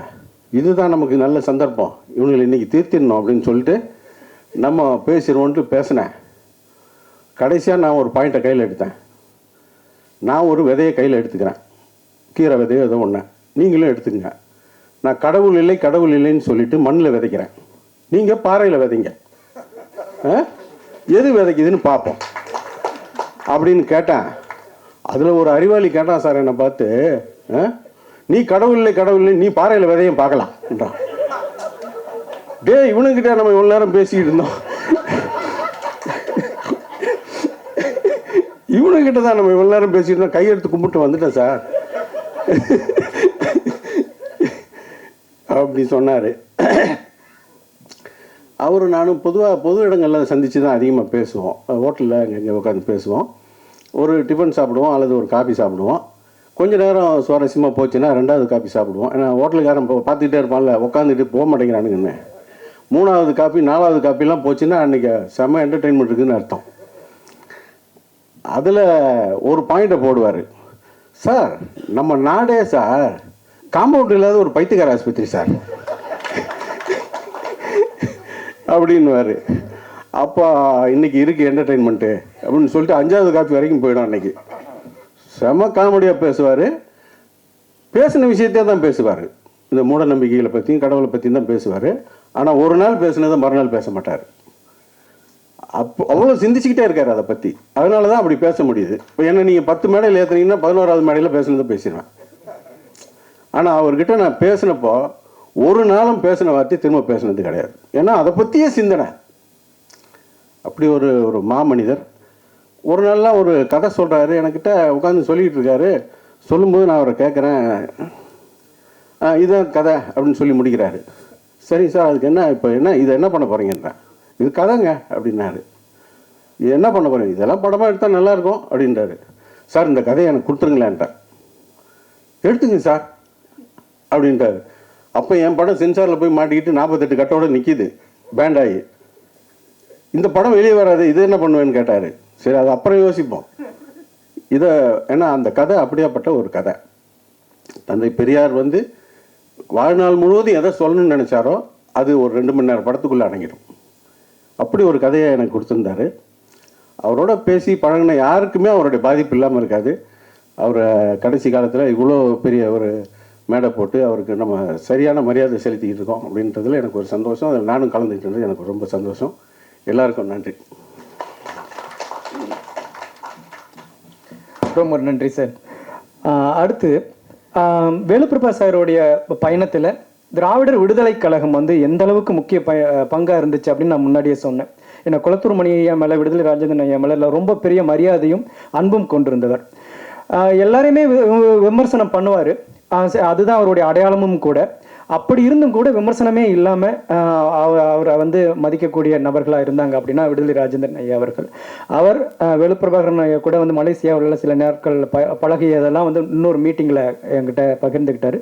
மேலும் சில நினைவுகளோட அவருடைய தொழில்நுட்ப திறமையை பற்றி எவ்வளவு பெரிய ஆற்றல் அவரிடம் இருந்திருக்கிறது என்பதை எல்லாம் அவர்கள் பேசியிருக்கிறார்கள்.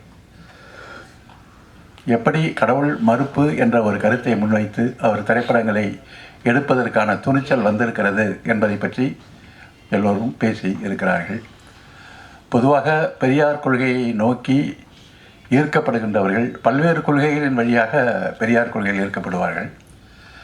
பலர் சமூக நீதி கொள்கையிலே ஈர்க்கப்படுபவர் உண்டு. சாதி ஒழிப்பு அதன் காரணமாக பெரியார் கொள்கையில் ஈர்க்கப்படுபவர்கள் உண்டு.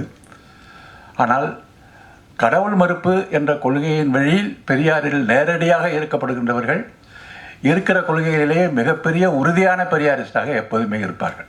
இதுதான் உண்மை. நம்முடைய இளம்பர் சத்யராஜ் அவர்கள் கூட கடவுள் மறுப்பு என்ற கொள்கையில் தான் பெரியார்களுக்கு வந்தவர்.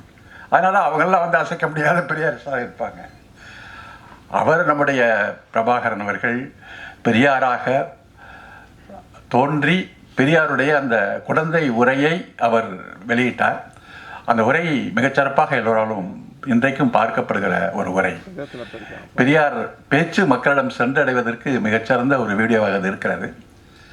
பெரியாராகவே நடித்தவர் நம்முடைய இளமரசு சத்யராஜ் அவர்கள். உடல் மொழியிலும் சரி பெரியாருடைய மொழியிலும் சரி பேசி பெரியாராகவே வாழ்ந்து பெரியாராக நடித்த ஒரு வரலாற்று சிறப்பு பெருமை உடைய அவர்.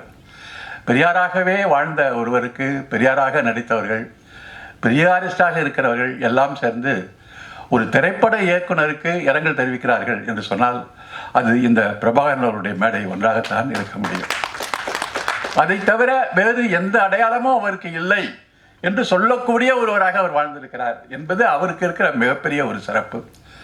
எனக்கு முன்னாலே பேசிய தோழர் அவர்கள் எப்போது பேசினாலும் பெரியாரை பற்றி பேசுவார். பகுத்தறிவு கருத்துக்களை மாறி மாறி பேசக்கூடியவர் என்று சொல்லி அவர் கூட ஒரு கதையை சொன்னார்.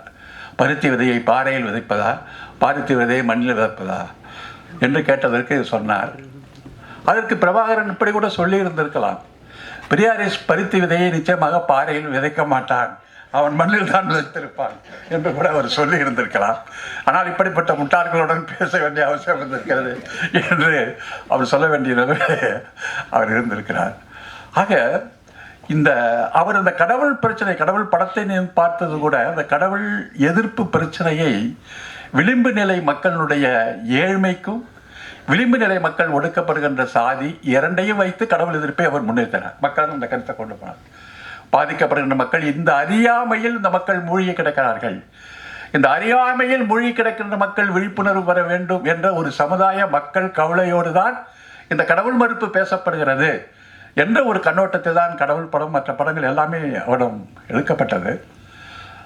எனக்கு அவரிடம் அதிகமாக சந்தித்ததில்லை, படங்கள்லாம் பார்த்துருக்கேன். மலேசியாவிலே பகுத்தறிவாளர் கழக மாநாடு ஒன்று நடந்தது. அதற்கு அவர் வந்திருந்தார். அப்போது ஒரு வாரம் அவர் அங்கே தங்கியிருந்தார், நானும் தங்கியிருந்தேன். அப்போது அவருடைய பேசக்கூடிய வாய்ப்பு கிடைத்தது. அவர் சொன்னார், நான் ஒரு நவீன மனிதன் என்று சொன்னார். மற்றொரு கருத்தையும் சொன்னார். என்னை பெரியாரிஸ்ட் என்று சொல்லுகிறார்கள், ஆனால் என்னை பெரியாரிஸ்ட் என்று சொல்லுகிறதை விட அம்பேத்கரிஸ்ட் என்று சொல்லுவதற்கு நான் அடையாளப்படுத்துவதற்கு பெருமைப்படுகிறேன் என்று சொல்லிவிட்டு மற்றொரு கருத்தை சொன்னார். பெரியாரிஸ்டாக இருக்கிறவர்கள் எல்லாம் தங்களை அம்பேத்கரிஸ்டுகளாக சொல்லிக்கொள்ள வேண்டும், அம்பேத்கரிஸ்டாக இருக்கிறவர்கள் எல்லாம் தங்களை பெரியாரிஸ்டுகளாக சொல்லிக்கொள்ள வேண்டும். அப்படிப்பட்ட ஒரு நிலைதான் உண்மையான ஒரு சமூக மாற்றத்திற்கான அடையாளமாக இருக்க முடியும் அப்படிங்கிற ஒரு ஆழமான கருத்தை அவர் பகிர்ந்து கொண்டார். ஒரு திரைப்படத்தில் கலைப்புரட்சியின் மூலம் செய்திருக்கிறவர்கள் இங்கே நிறைய வந்திருக்கிறது, நிறைய மாற்றங்கள் வந்திருக்கிறது. நம்முடைய தமிழ் சினிமாவில் பராசக்தி படம் வந்திருக்கிறது, இரத்தக்கண்ணீர் படம் வந்திருக்கிறது, கலைஞர் எழுதிய திரைப்படங்கள் எல்லாமே வந்திருக்கின்றன. இந்த படங்களை பற்றியான ஒரு விமர்சனங்கள் பொதுவாக என்ன சொல்வார்கள் என்று சொன்னால், அறிவாளிகள் வட்டத்தில் இந்த திரைப்படங்கள் ஒரு திரைப்பட மொழியில் கலை இலக்கிய பார்வையில் கலைநயத்தோடு இல்லை, இவையெல்லாம் ஒரு பிரச்சார படங்களாக இருக்கின்றன, இவையெல்லாம் ஒரு பரப்புரை படங்களாக இருக்கின்றன என்ற ஒரு விமர்சனத்தை வைத்து அதில் சொல்லப்பட்ட கருத்தை புறந்தள்ளிவிட்டு அந்த படம் பிரச்சார படம் என்பது ஏதோ ஒரு தகுதி வாய்ந்த தகுதி குறைந்த ஒரு படம் என்பதை போல ஒரு சித்திரத்தை அவர்கள் வைக்கிறார்கள். கலை இலக்கியத்தில் அதனுடைய அழகு என்பதும் பிரச்சார நொடி இல்லாமல் ஒரு படம் எடுக்கத்தான் வேண்டும் என்றும் யார் சொன்னது? அதற்கு யார் வரையறை செய்தது? மக்கள் சிந்திக்க வேண்டும், மக்கள் அதை பற்றிய ஒரு வாதத்தை நடத்த வேண்டும், மக்களுடைய அறிவு பாதையில் ஒரு வெளிச்சத்தை தர வேண்டும் என்பதற்காக எடுக்கப்படுகின்ற சொல்லப்படுகிற எந்த கருத்துக்களாக இருந்தாலும் கூட அந்த கருத்துக்களை வரவேற்க வேண்டும். இன்னும் சொல்ல போனால் மூட நம்பிக்கை நிறைந்த ஒரு சமூகத்தில் இப்படிப்பட்ட ஒரு பிரச்சார படத்தை எடுத்து அதன் வழியாக மக்களை சிந்திக்க செய்வது என்பது கலை இலக்கிய நுட்பங்களை விட, அழகு படங்கள் எடுப்பதை விட மிகச்சிறந்த படம் என்றுதான் நாம் கருத வேண்டிய நிலையில் இருக்கிறார். மக்களை பற்றி கவலைப்படுபவர்கள் இந்த கலை அம்சங்களை பற்றி அவ்வளவு கவலைப்பட வேண்டிய அவசியம் இல்லை. அத்தகைய ஒரு கருத்துக்களை வந்து இதெல்லாம் ஒரு பிரச்சாரம் பண்ண மாட்டேங்கிறாங்க, பிரச்சாரத்தை நேரடியாக பண்ணுறாங்க. அதில் என்ன இருக்குது தப்பு? அதில் ஒன்றும் தப்பு இருக்காது தெரியாது. அதாவது தகுதி திறமை அப்படிங்கிறது ஒரு பெரிய உயர்ந்த விஷயம். தகுதி இல்லாதெல்லாம் வந்துடுறான். மதிப்பெண்ணா ஒரு பெரிய தகுதி, அவங்ககிட்ட என்ன தகுதி இருக்குது என்று சொல்லப்படுகிற மனவிலக்கும் இந்த பிரச்சார படம் அப்படிங்கிறதா ஒரு தரம் குறைந்த படம் அப்படிங்கிற உளவியலுக்கும் வேறு வித்தியாசம் இருப்பதாக தெரியல. அப்போ சமூகத்தை பற்றி கவலைப்படுகின்றவர்கள் பிரச்சார படங்கள் எடுக்க வேண்டிய அவசியம் இருக்கிறது. பிரச்சாரத்தின் அடிப்படையில் தான் பெரியார் மக்களையே திருத்தினார். அவருடைய அழகு மொழியில, கலை இலக்கிய மொழியில, அடுக்கு மொழியிலெல்லாம் பெரியார் பேசல. அந்த கருத்தா மக்களுடைய இதயங்களை போய் உட்காரக்கூடிய ஒரு விஷயமாக இருந்தது. நம்முடைய வெங்காயம் இயக்குனர் அவர்கள் சொன்னபோது கூட ஒரு கருத்தை சொன்னார். அதாவது தன்னுடைய மரணத்தின் தருவாயில் கூட தான் அவரிடம் உறுதிமொழி தந்ததை போல அந்த படத்தினுடைய உரிமையை அவருக்கு வழங்க வேண்டும் என்று அவர் சொன்னார் என்று சொன்னார். இதில் ஒரு கருத்து இருக்கிறது. ஒரு கடவுள் மறுப்பை பேசுகிறவர்கள், பெரியாரியலை பேசுகிறவர்கள் மரணத்தை எப்படி வரவேற்கிறார்கள்? நிச்சயமாக ஒரு மனிதன் பிறந்து விட்டான் என்று சொன்னால் மரணம் அவனுக்கு இருக்கிறது.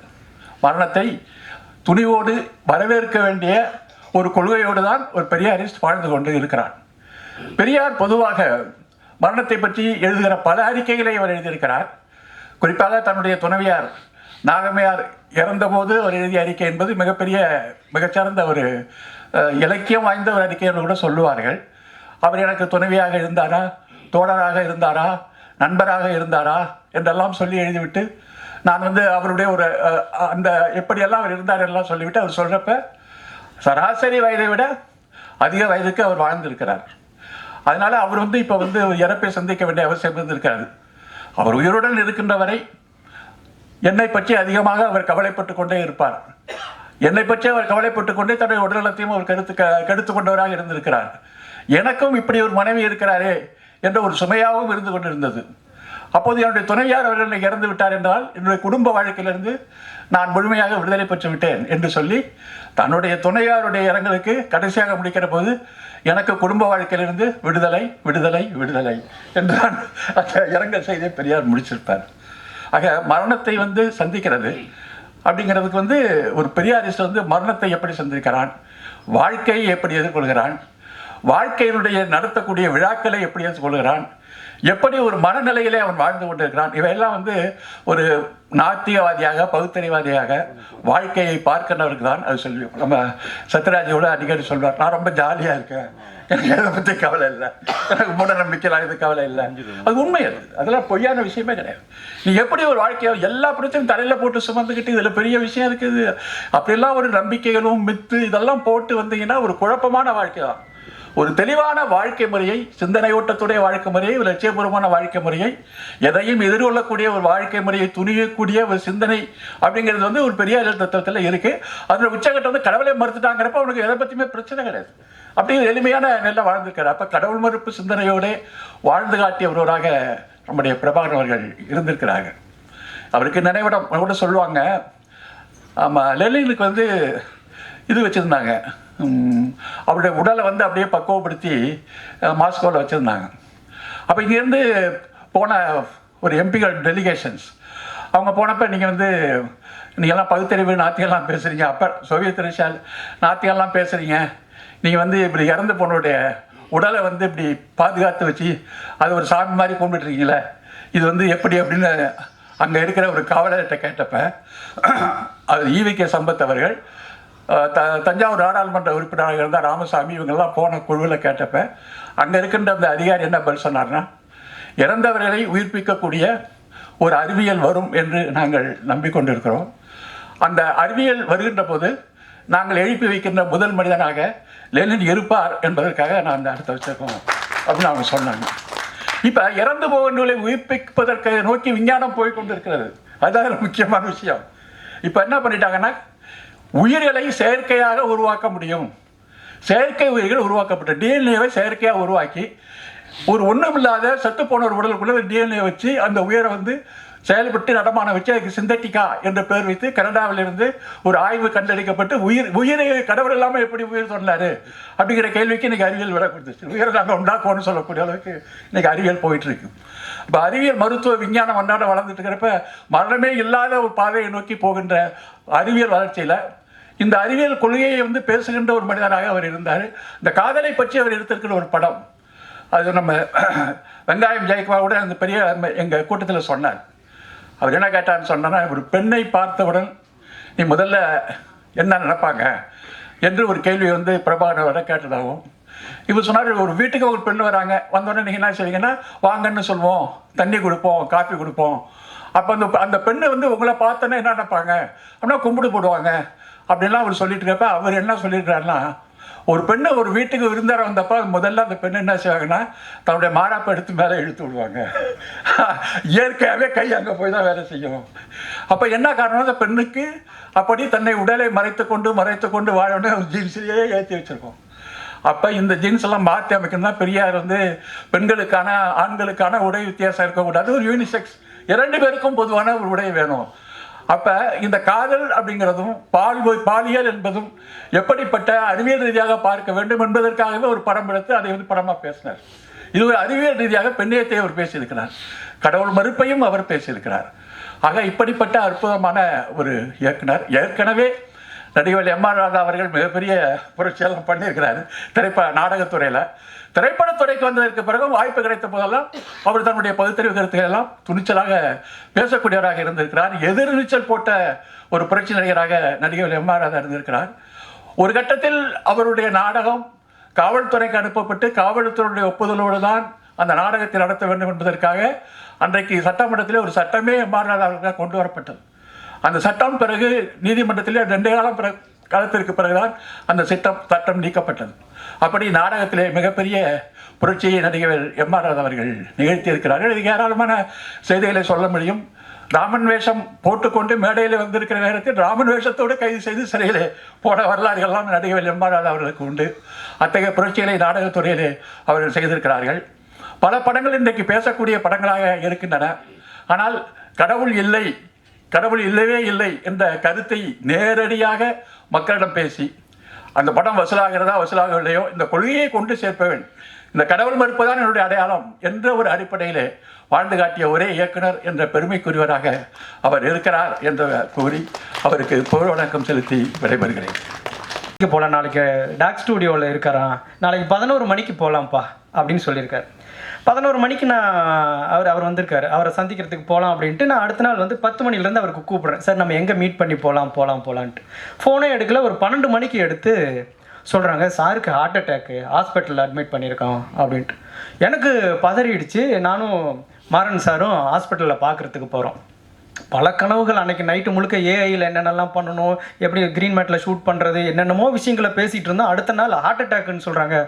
ஹாஸ்பிட்டலில் படுத்துருக்கிற மனுஷன், அவரை போய் எப்படா நம்ம எதிர்கொள்கிறது, அவர் சொன்ன கனவுகள்லாம் என்ன ஆகும், அவருடைய திட்டங்கள்லாம் என்ன ஆகும், எப்படியும் போனால் கையை பிடிச்சிட்டு அழுதுருவார் அப்படின்ட்டு நான் மனசை தடப்படுத்திட்டு போகிறேன். அவரை போய் பார்க்குறேன். ஏம்மா என்னம்மா செம காமெடி ஆகி போச்சுமா, நைட்டு திடீர்னு வேத்து போச்சு, திடீர்னு எனக்கு ஹார்ட் அட்டாக்குன்ட்டானுங்க அப்படின்னு ரொம்ப சாதாரணமாக சிரிச்சுக்கிட்டே சொன்னார். நான் எதிர்பார்க்கவே இல்லை. நான் மனசை ஒரு மாதிரி தயாராகிட்டு எப்படிடா இதை வந்து அவரை முகத்தை பார்க்க போகிறோம் அப்படின்னா அவர் சிரிச்சிட்டு செம காமெடி ஆகி போச்சுமா அப்படின்னார். அந்த மாதிரி தான் அவர் வந்து மரணத்தை, அவரோட வாழ்நாளை ராஜா சார் சொன்னார். இல்லைண்ணா ஒன்றும் பிரச்சனை இல்லை, நீ வந்துடுவே அப்படின்னு சொன்னேன். இல்லைம்மா அப்படின்னு சொன்னார். அப்படின்னு ஒரு சம்பவம் சொன்னார். மரணம் இயற்கை அப்படிங்கிறத அவர் உள்வாங்கி இருந்தார். அப்படி அந்த அன்னைக்கு உடலெல்லாம் வேர்த்து இன்று நம்மளுடைய கடைசி நாளாக இருக்கும் அப்படின்னு ஒரு மனிதன் நினச்சா, அவன் மனசில் யாருடைய முகம் ஞாபகம் வருதோ அவன் தான் அவன் வாழ்நாளில் மிகச்சிறந்த ஒரு மனிதனாக இருப்பான் அப்படின்னு நம்ம நினைக்கலாம். அந்த மாதிரி வேலுப்பிரபாகர் சார் இன்னைக்கு நம்ம உயிர் போகிறோம் அப்படின்னு அவர் நினச்ச அந்த ஹார்ட் அட்டாக் வந்த நிமிடத்தில் அவர் ஃபோன் பண்ணது பாடகர் ஆதிக்குரலோன் அந்தோணிதாசன் அவர்களுக்கு தான். உடனடியாக ஃபோன் பண்ணி எனக்கு நெஞ்சு வலிக்குதுங்க அப்படின்னு சொல்லியிருக்காரு. அடுத்த நிமிடமே இவர் போய் வந்து அவரை கொண்டு போய் ஹாஸ்பிட்டலில் சேர்த்துட்டாரு.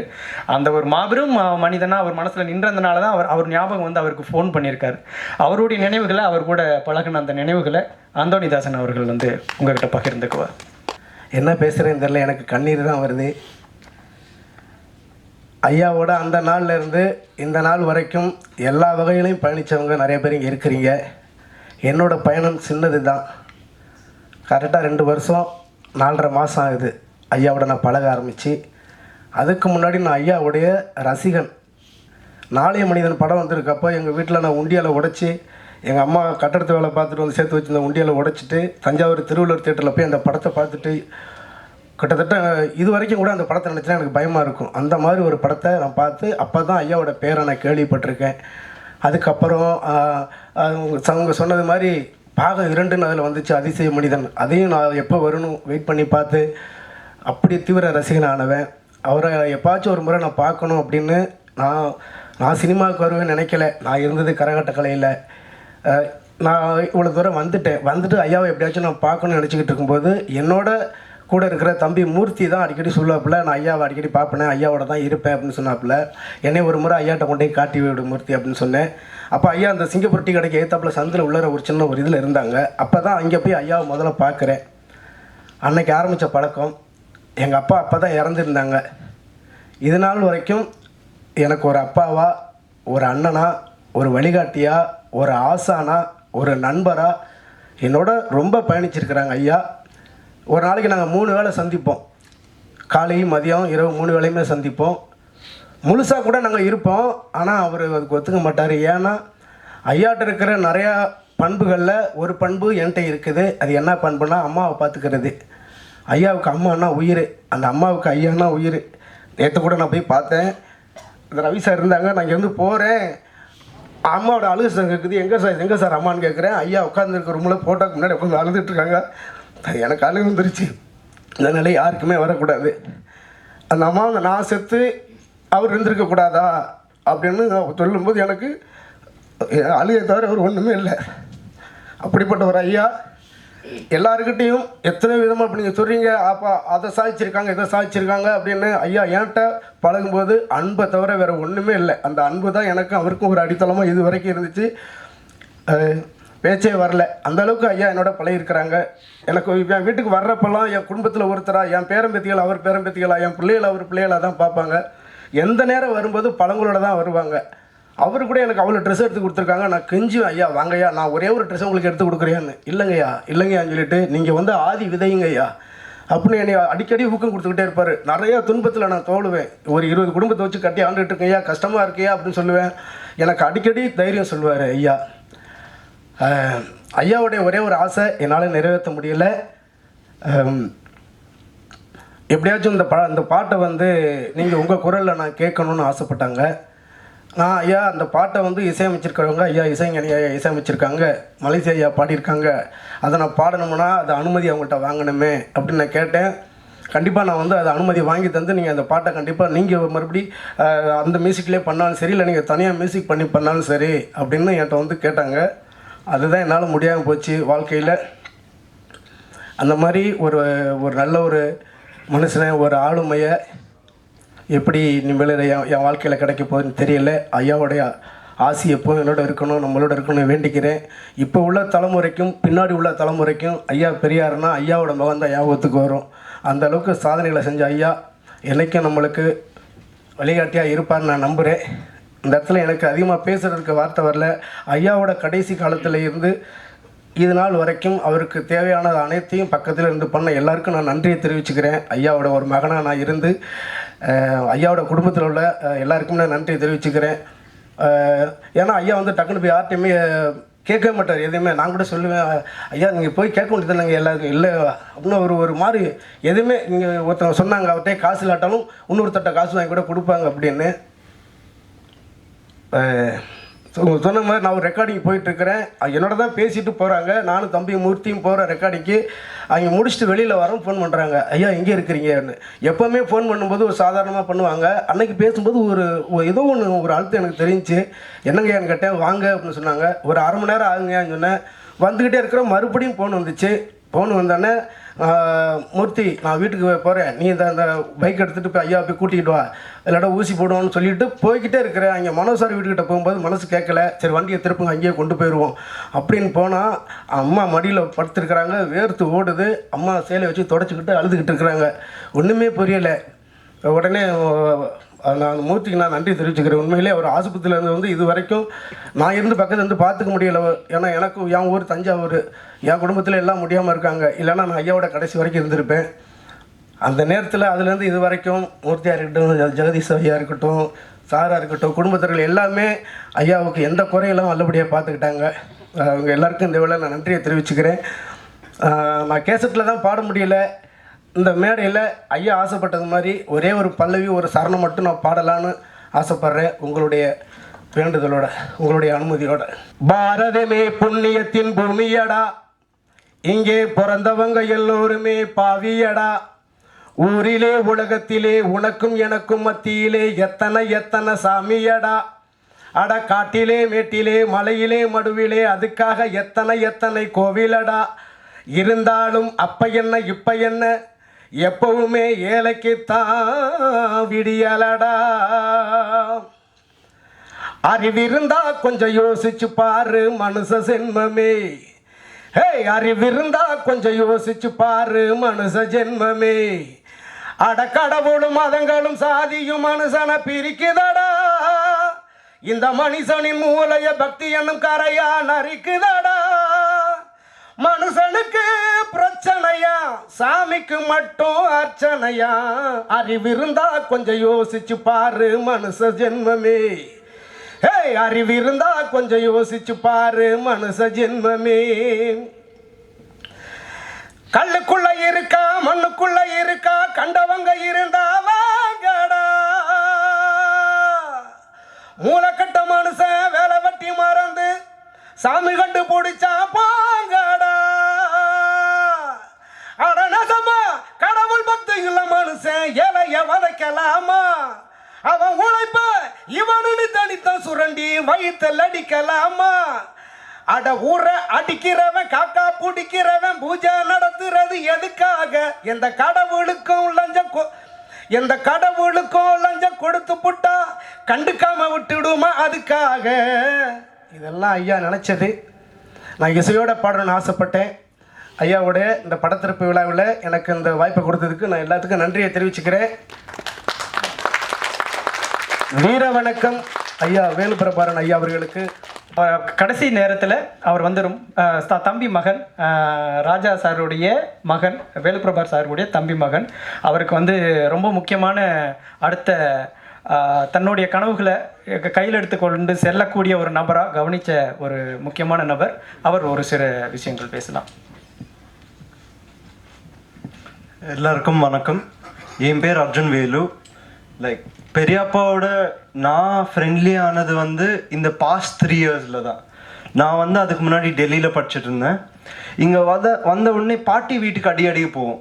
நானும் அப்பா வந்து ஸ்கூட்டியில் போயிடுவோம். அவர் வந்து ஒரு லுங்கி கட்டிக்கிட்டு பயங்கரமாக இருப்பார். அவர் வந்து அந்த ரூம்லேருந்து நானும் பாட்டியும் பேசும்போது சடனாக வருவார். ஒரு சடன் என்ட்ரி. அவர் ஒரு பயங்கர ஆரான்னு சொல்லுவோம். ஒரு மனிதன் வந்து ஒரு எனர்ஜி ட்ராவல் பண்ணுவாங்க. அது வந்து ரொம்ப கம்மி பேர்கிட்ட இருக்கும். எங்கள் வீட்டில் பார்த்தீங்கன்னா எங்கள் அம்மா அப்பா கிட்ட இருக்கும். ஆனால் அவரை மீட் பண்ணும்போது every time I meet him, நம்ம இன்னும் பெட்டராக ஆகணும். அவர் அப்ரிஷியேட் பண்ணுவார் சில விஷயம் எல்லாம். நான் வெயிட்டு போடுறது, ஒரு மாதிரி ஜிம் போகிறது, இல்லைனா பேசுறது. அவர் அப்ரிஷியேட் பண்ணும்போதெல்லாம் நெக்ஸ்ட் டைம் இன்னும் பெட்டராக பண்ணணும், இன்னும் நெக்ஸ்ட் லெவல். இவர் வந்து ஏன்னா வீட்டில் அம்மா அப்பா அப்ரிஷியேட் பண்ணுறது, மற்றவங்க அப்ரிஷியேட் பண்ணுறது ஒரு லெவலாக இருந்தாலும் அவர் அப்ரிஷியேட் பண்ணுறது மட்டும்தான் நம்மளுக்கு தனியாக தெரியும். தட்ஸ் வாட் ஐ ரியலைஸ்ட் இந்த 3 இயர்ஸில். அதுக்கு முன்னாடி நான் சின்ன பையன், அவரோட ரொம்ப ரேராக தான் சித்தூர் வந்தால் தான் நானும் அவரும் அப்பா எங்காவது பேசுறது. ஆனால் இந்த 3 இயர்ஸில் அவர் வந்து எனக்கு நிறைய விஷயம் கற்றுக் கொடுத்தாரு. அதில் ஒரு ரொம்ப இம்பார்ட்டண்ட்டான விஷயம் என் லைஃப்பில் யாருமே சொல்லாத புக்ஸ் பற்றி. ஏன்னா இப்போல்லாம் ஃபோன் வந்தனால நோபடி டாக்ஸ் அபவுட் ரீடிங். ஆனால் அவர் எனக்கு சொன்ன லியோ டால்ஸ்டாய் பற்றி சொன்னாங்க. சொன்னது எப்போனா கரெக்டாக அவர் ஹாஸ்பிட்டலில் இருந்த செகண்ட் டே அந்த ஐவி எல்லாம் கொடுக்கும்போது, நீ வந்து புக் படிக்கடா, புக்ஸ் மட்டும்தான்டா உன்னை சேவ் பண்ணும் இந்த உலகத்தில். பணம் இதெல்லாமே இருக்கும் போயிடும், உங்ககிட்ட இருக்கிறது உன் நாலேஜ் மட்டும்தான். அது எப்படின்னா ஆளுங்கக்கிட்ட பேசுறது ஒரு 10%. ஆனால் ஒரு புக்கு படித்தா it's like meeting 100 new people. ஒரு புக் அவர் சொல்கிற புக்கெல்லாம் இப்போ யாருமே அதை பற்றி பேசுகிறதே இல்லை. இப்போ எல்லாருமே ஒரு மாதிரி நெட்ஃப்ளிக்ஸ் பார்த்தே ஃபிலிம் மேக்கிங் நினைக்கிறாங்க. ஒரு வெப் சீரிஸ் பார்த்த உடனே ஒரு 10 ஐடியாவோட வராங்க. ஆனால் அவர் மாதிரி அவர் எவ்வளோ புக் படித்தாரு கூட தெரியாது. அவர் சொன்ன உடனே நான் ஒரு புக் படித்து ஸ்டார்ட் பண்ணுறதுக்குள்ளே அவர் பாஸ் ஆகிட்டாரு. அது மட்டும்தான் எனக்கு ரொம்ப சேடாக இருந்தது. ஏன்னா அவரோட டிஸ்கஸ் பண்ணும்போது தான் ஒரு ரியலான ஒரு எக்ஸ்பீரியன்ஸ்டான ஒரு மேனோட டிஸ்கஸ் பண்ணுற ஃபீலிங்கே வரும். நானும் அப்பா எப்படின்னா ரொம்ப ஃப்ரெண்ட்லி. ஸோ அவரு கொடுக்குற அவுட்புட் எல்லாமே மோஸ்ட்லி எனக்கு சப்போர்ட்டிவாக தான் இருக்கும். ஆனால் அவரு கொடுக்குறது தான் ஒரு மாதிரி இன்டெலெக்சுவலாக இருக்கும். அவர் சொல்கிற புக்காக இருக்கட்டும். அவர் கடைசியாக இன்னொரு விஷயம் சொன்னாங்க, பொண்ணுங்க கிட்ட ரொம்ப சேஃபாகிடுறான்னு. அது அவரோட பர்சனல் எக்ஸ்பீரியன்ஸாகவும் இருக்கலாம். ஆனால் அவர் சொல்லும் போது தான் எனக்கு ரொம்ப ஹிட் ஆச்சு. அது மீதி யார் சொன்னாலும் இவங்க இப்படி தானே. ஆனால் அவர் சொல்லும் போது தான் I realised how important role a woman plays in a man's life.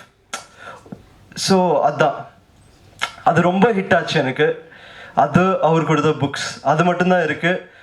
அதுக்கப்புறமா அப்படியே அப்பா ஒரு காமெடி பண்ணார். அவர் காலேஜ் அவர் அக்கௌண்ட்ஸ் படிக்கிறதுக்கு போயிட்டார் காலேஜில். பெரிய அப்பா தான் அவர் விஸ்காமில் சேர்த்து விட்டு இதாண்டா நீ பண்ணுன்னு சொன்னதுக்கு ரொம்ப தேங்க்யூ பெரியப்பாவுக்கு. ஏன்னா எங்களோட வாழ்க்கையே ஒரு மாதிரி ரொம்ப பெரிய டேர்ன் எடுத்தது. அதுதான் நான் அப்பாவே ஒரு பயங்கர ஒரு டெக்னீஷியனாக பார்ப்பேன். அவருக்கு கற்றுக் கொடுத்தவர் எவ்வளோ பெரிய டெக்னீஷியனாக இருப்பாரோ I can only imagine. Thank you so much for giving this opportunity to me.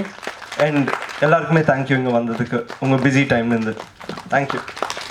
நான் ஒரு ஆஃபீஸ் பாயாக ஒர்க் பண்ணிட்டுருக்கும்போது ஐயாவை சந்தித்தேன் ஆக்சுவலாக. அப்போ ஐயா என்னை அவர் கூட ஒரு உதவியாளராக வச்சார். அதுக்கப்புறம் அவர் எனக்கு கேமரா சொல்லி கொடுத்தாரு, செட்டு போட சொல்லி கொடுத்தாரு, ஸ்கிரிப்ட் எப்படி பண்ணணும்னு சொல்லி கொடுத்தாரு. அவர் படத்தில் ஒரு சின்ன ரோல் நடிக்க கொடுத்தாரு. அதுக்கப்புறம் நிறையா விஷயம் அவர் கூட பயணித்தேன். ஒரு 5 இயர்ஸ் அவர் கூட ட்ராவல் பண்ணேன். கண்டினியூஸாக சித்தூரில் இருந்தார். அப்போ அவரோட போய் மீட் பண்ணி நிறையா ட்ராவல் பண்ணேன். அதுக்கப்புறம் 2018 அப்புறம் நான் டிஜிட்டல் ப்ரொமோஷன் சைடில் அதுக்கப்புறம் இப்போ ஒரு 200 ஃபிலிம்ஸ் தாண்டி ப்ரொமோஷன்ஸ் பண்ணிகிட்ருக்கேன். பட் இருந்தாலும் ஐயாவோட ட்ராவல் என்றைக்குமே காலையில் வாக்கிங் போகிறதுலேருந்து ஆக்சுவலாக ஆண்டனி நான் கூப்பிட்றதுக்கு முன்னாடி ஐயா எனக்கு தான் கூப்பிட்டுருந்தார். அப்போ நான் ஃப்ளைட் மோடில் போட்டு வச்சுருந்தேன்னு தெரில. காலையில் இப்போது லாஸ்ட் 2 மந்த்ஸாக சரியாக 1 இயராக தூங்காமல் இருந்தேன் சரியா. அப்போ சரி தூங்கணுன்றதுக்காக சரி 8 மணிக்கு ஐயா வாக்கிங் கூப்பிடுவாரேன்ட்டு அந்த டைமில் ஃப்ளைட் மோடு போட்டு இல்லாட்டியும் எனக்கு நான் ஃபோன் அட்டெண்ட் பண்ணியிருப்பேன். அது கில்ட்டியாக இருந்துச்சு ஆக்சுவலாக. அதுக்கப்புறம் நான் ரொம்ப ஃபீல் பண்ணிட்டேன். அதுக்கப்புறம் கண்ணில் தனித்தனியாக வந்துச்சு, என்னையா நம்ம 1 மாதம் கண்டினியூஸாக வாக்கிங் போகிறோம், பாவக்காய் ஜூஸ் கொடுறா சாப்பிட்றா அப்படின்னு ரொம்ப அது நாங்கள் ட்ராவல் பண்ணிகிட்டே இருந்தோம். திடீர்னு ஐயா மறந்தது என்னால் தாங்கிக்கவே முடியல. அந்த டைமில் ரொம்ப ஃபீல் பண்ணிட்டேன். ரொம்ப தூங்கும்போது எல்லாம் அழுக ஆரம்பிச்சிட்டேன். எனக்கு தனியாக தான் தூங்குவேன். அவர் நைட் 12 மணிக்கு ஃபோன் பண்ண 1.5 மணி வரைக்கும் பேசுவார். கடைசியாக பாண்டிச்சு நானும் வரும் ட்ராவல் பார்ட்னர் எங்கே இருந்தாலும் டக்குன்னு ஐயா இந்த மேப்பில் எங்கே இருக்குன்னு தொடுங்க போகல அப்படின்ட்டு பாண்டிச்சேரி போயிடுவோம், அப்படியே மதுரை போயிடுவோம், அப்படியே ஏற்காடு அப்படின்னு நிறையா ட்ராவல் பண்ணியிருக்கிறோம். ஐயா இல்லாத ரொம்ப வருத்தமாக இருக்குது. ஐயா நீ தயாரிப்பாளர் அமௌண்ட் ஆகணும்னு சொல்லுவார். ஐயா என்கிட்ட காசியல் எப்படியா தயாரிப்பாளர் நீ ஆவாடா அப்படிம்பார். அந்த தன்னம்பிக்கை அடிக்கடி ஊக்குவிச்சிட்டே இருப்பார். ஒரு மாதிரி எங்கள் அப்பா பிப்ரவரி மந்த் இறந்தார். இன்னொரு அப்பாவாக நினைக்கிறது ஐயா தான். அவரும் இந்த லாஸ்ட்டாக இறந்துட்டார். ஆனால் அதை எனக்கு எப்படி ஃபீல் பண்ணுறேன்னு தெரியல, ரொம்ப எமோஷன் ஆகிட்டேன். ஐயா he's a legend actually. Arjun சொன்ன மாதிரி புக்கு படுறா அப்படிங்கிறது எல்லோரும் புக்கு படிக்கணும். அந்த மாதிரி ஹீஸ் அ லெஜண்ட். அவரோட கருத்துக்கள் நிறையா ஷூட் பண்ணி வச்சுருக்குறோம். உன்னை வரப்போகிற காலகட்டத்தில் யூடியூப்பில் கண்டிப்பாக நம்ம பதிவிட்டு அதை மக்களோட சொல்லணும். ஸோ இங்கே ஐயாவை மனமார்ந்து எல்லோரும் ஃப்ரம் ஹார்ட்ஃபுல்லாக நீங்கள் ஐயாவை பேசினதாகட்டும், அதை பகிர்ந்துட்டதாகட்டும், எல்லோரும் நீங்கள் அந்த லவ் அண்ட் சப்போர்ட்டுக்கு எக்ஸ்ட்ரீம்லி தேங்க்ஸ். ராஜாண்ணா ரொம்ப ரொம்ப தேங்க்ஸ்ண்ணா. ராஜாண்ணா is a hottest producer in television. ஆனால் அந்த ப்ரொடியூசர்லாம் தாண்டி அந்த 1 வாரம் ஐசியூவில் நானும் அண்ணா தான் 1 மணி வரைக்கும் இருப்போம். இதுக்கு முக்கியமாக ஒரு தேங்க்ஸ் சொல்கிறது எல்லோரும் மறந்துட்டோம். அனீஷ், டாக்டர் அனீஷ். இந்த டாக்டர் அனீஷ் தான் ஐயா கூட கண்டினியூஸாக இருந்திருக்கார் அந்த டைமில். அனீஷ் உங்களோட சப்போர்ட் எங்களுக்கு ரொம்ப ரொம்ப தேங்க்ஸ். ஆக்சுவலாக ஐயா கூட நீங்கள் ரீசெண்டாக பழகினீங்க. ஆனால் ஐயாவுக்கிட்ட நீங்கள் நிறைய விஷயம் கூட இருந்து நீங்கள் ஒரு குழந்தை வந்து பார்த்துக்கிற மாதிரி ஐயாவை பார்த்துக்கிட்டீங்க.